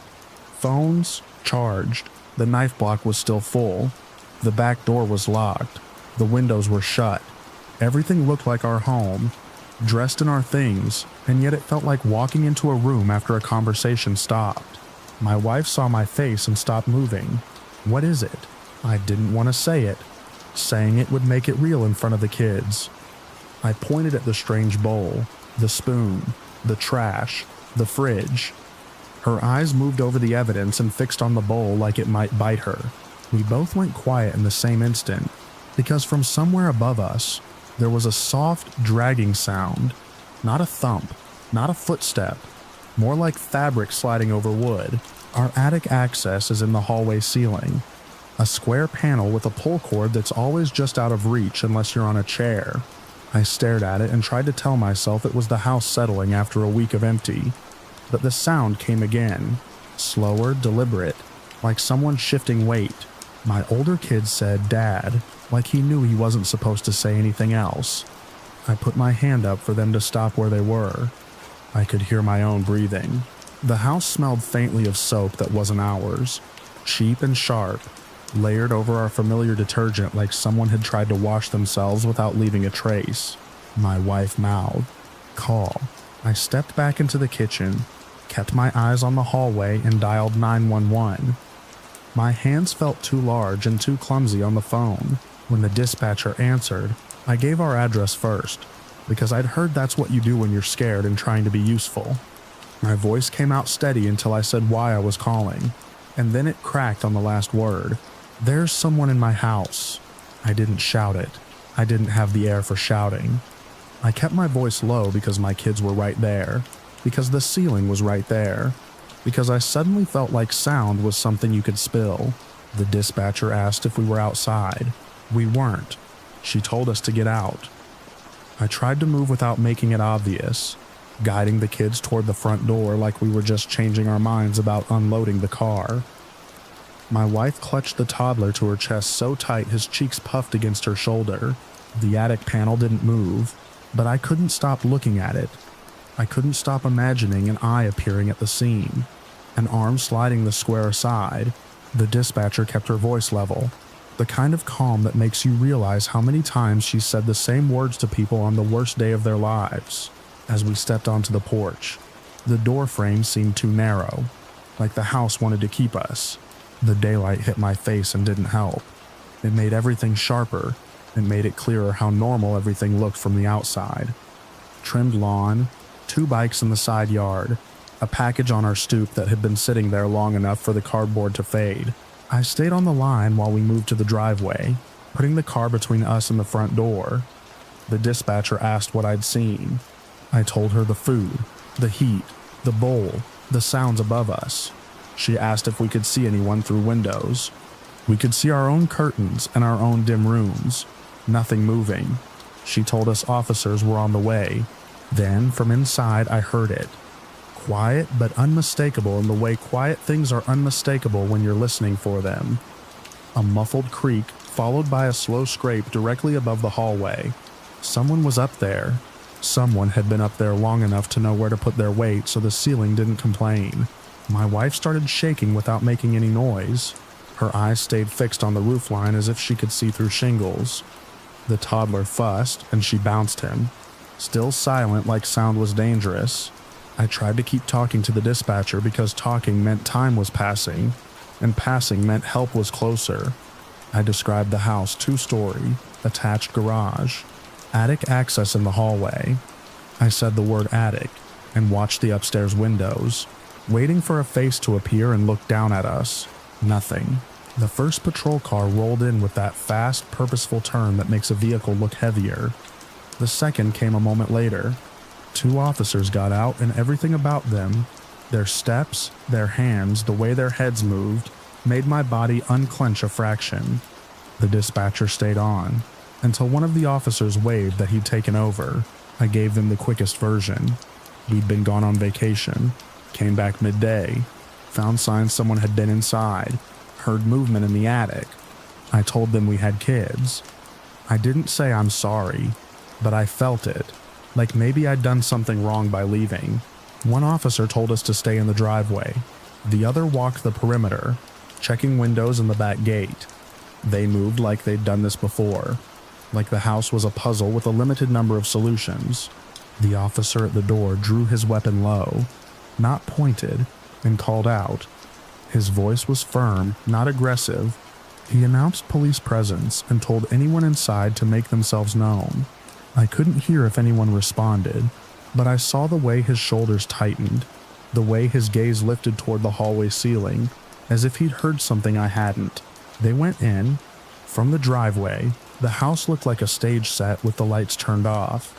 I could see the dining room window, the reflection of the sky, and nothing else. My mind filled the dark with movement. I imagined a person wedged up there, breath held, listening to us outside. I imagined them waiting for the moment the officers passed underneath. Minutes stretched in a way that didn't match the sun. Then there was a sudden heavy sound from inside, a thud that carried through the walls. The officer who'd been circling the back spoke into his radio. The dispatcher's voice wasn't in my ear anymore, but the tone of the day still felt like a call that hadn't ended. The front door opened again. One officer stepped out first, scanning the street. Then another came behind him with someone in between them. It was a man, thin, barefoot, wearing layers that didn't make sense for the weather. His hair was matted like it had been washed in a sink and left to dry without a towel.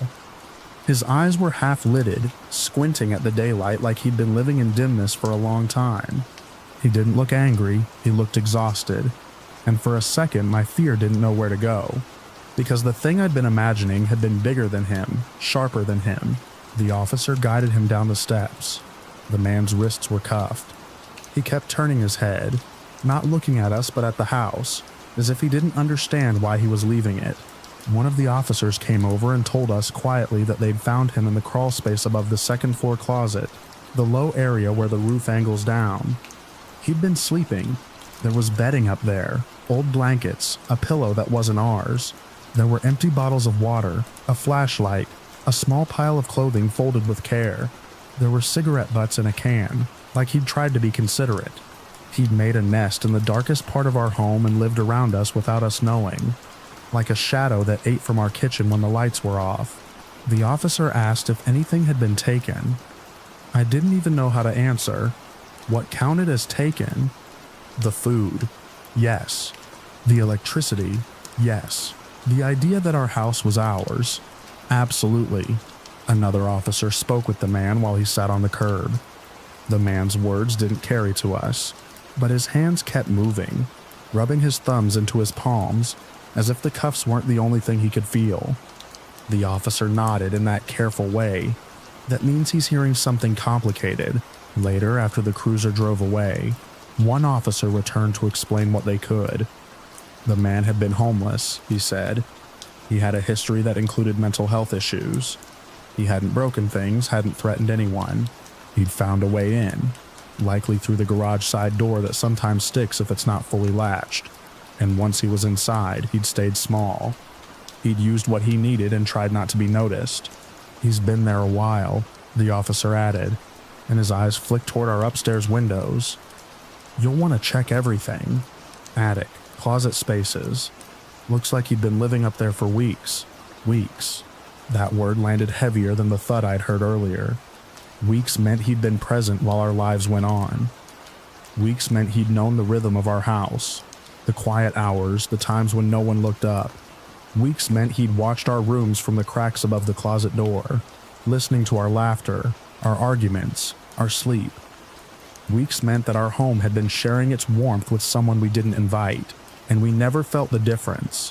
When the officers left, the street went back to normal in an instant, as if the disturbance had been a passing storm. The neighbors peeked from behind curtains and then disappeared. Cars drove by. A dog barked down the block. We didn't go back inside right away. We stood in the driveway with suitcases at our feet, staring at the house like it belonged to someone else. My wife's arms were still wrapped around the toddler. My older kid asked if we could go to a hotel, and I said yes without thinking, because the word home felt wrong in my mouth. Before we left, I walked to the front door one last time. I didn't cross the threshold, I just looked down the hallway at the ceiling panel, with the pull cord hanging like a question mark. The attic access sat perfectly flush, painted the same color as the ceiling, as if it had never been moved. But I could still smell that sharp soap under our own detergent, and I could still feel the warmth coming from vents we hadn't set. In the quiet, I imagined the smallest sound of fabric sliding over wood, the patient shifting of a body in a space too tight to stand, and the thought that it had been happening above our heads for weeks made my skin crawl. Even now, when I walk into any house after being gone, I look up first, not down, because I learned how easy it is for someone to live in the hidden parts of your life while you're away, and how normal everything can look until you turn the key and the air breathes back at you.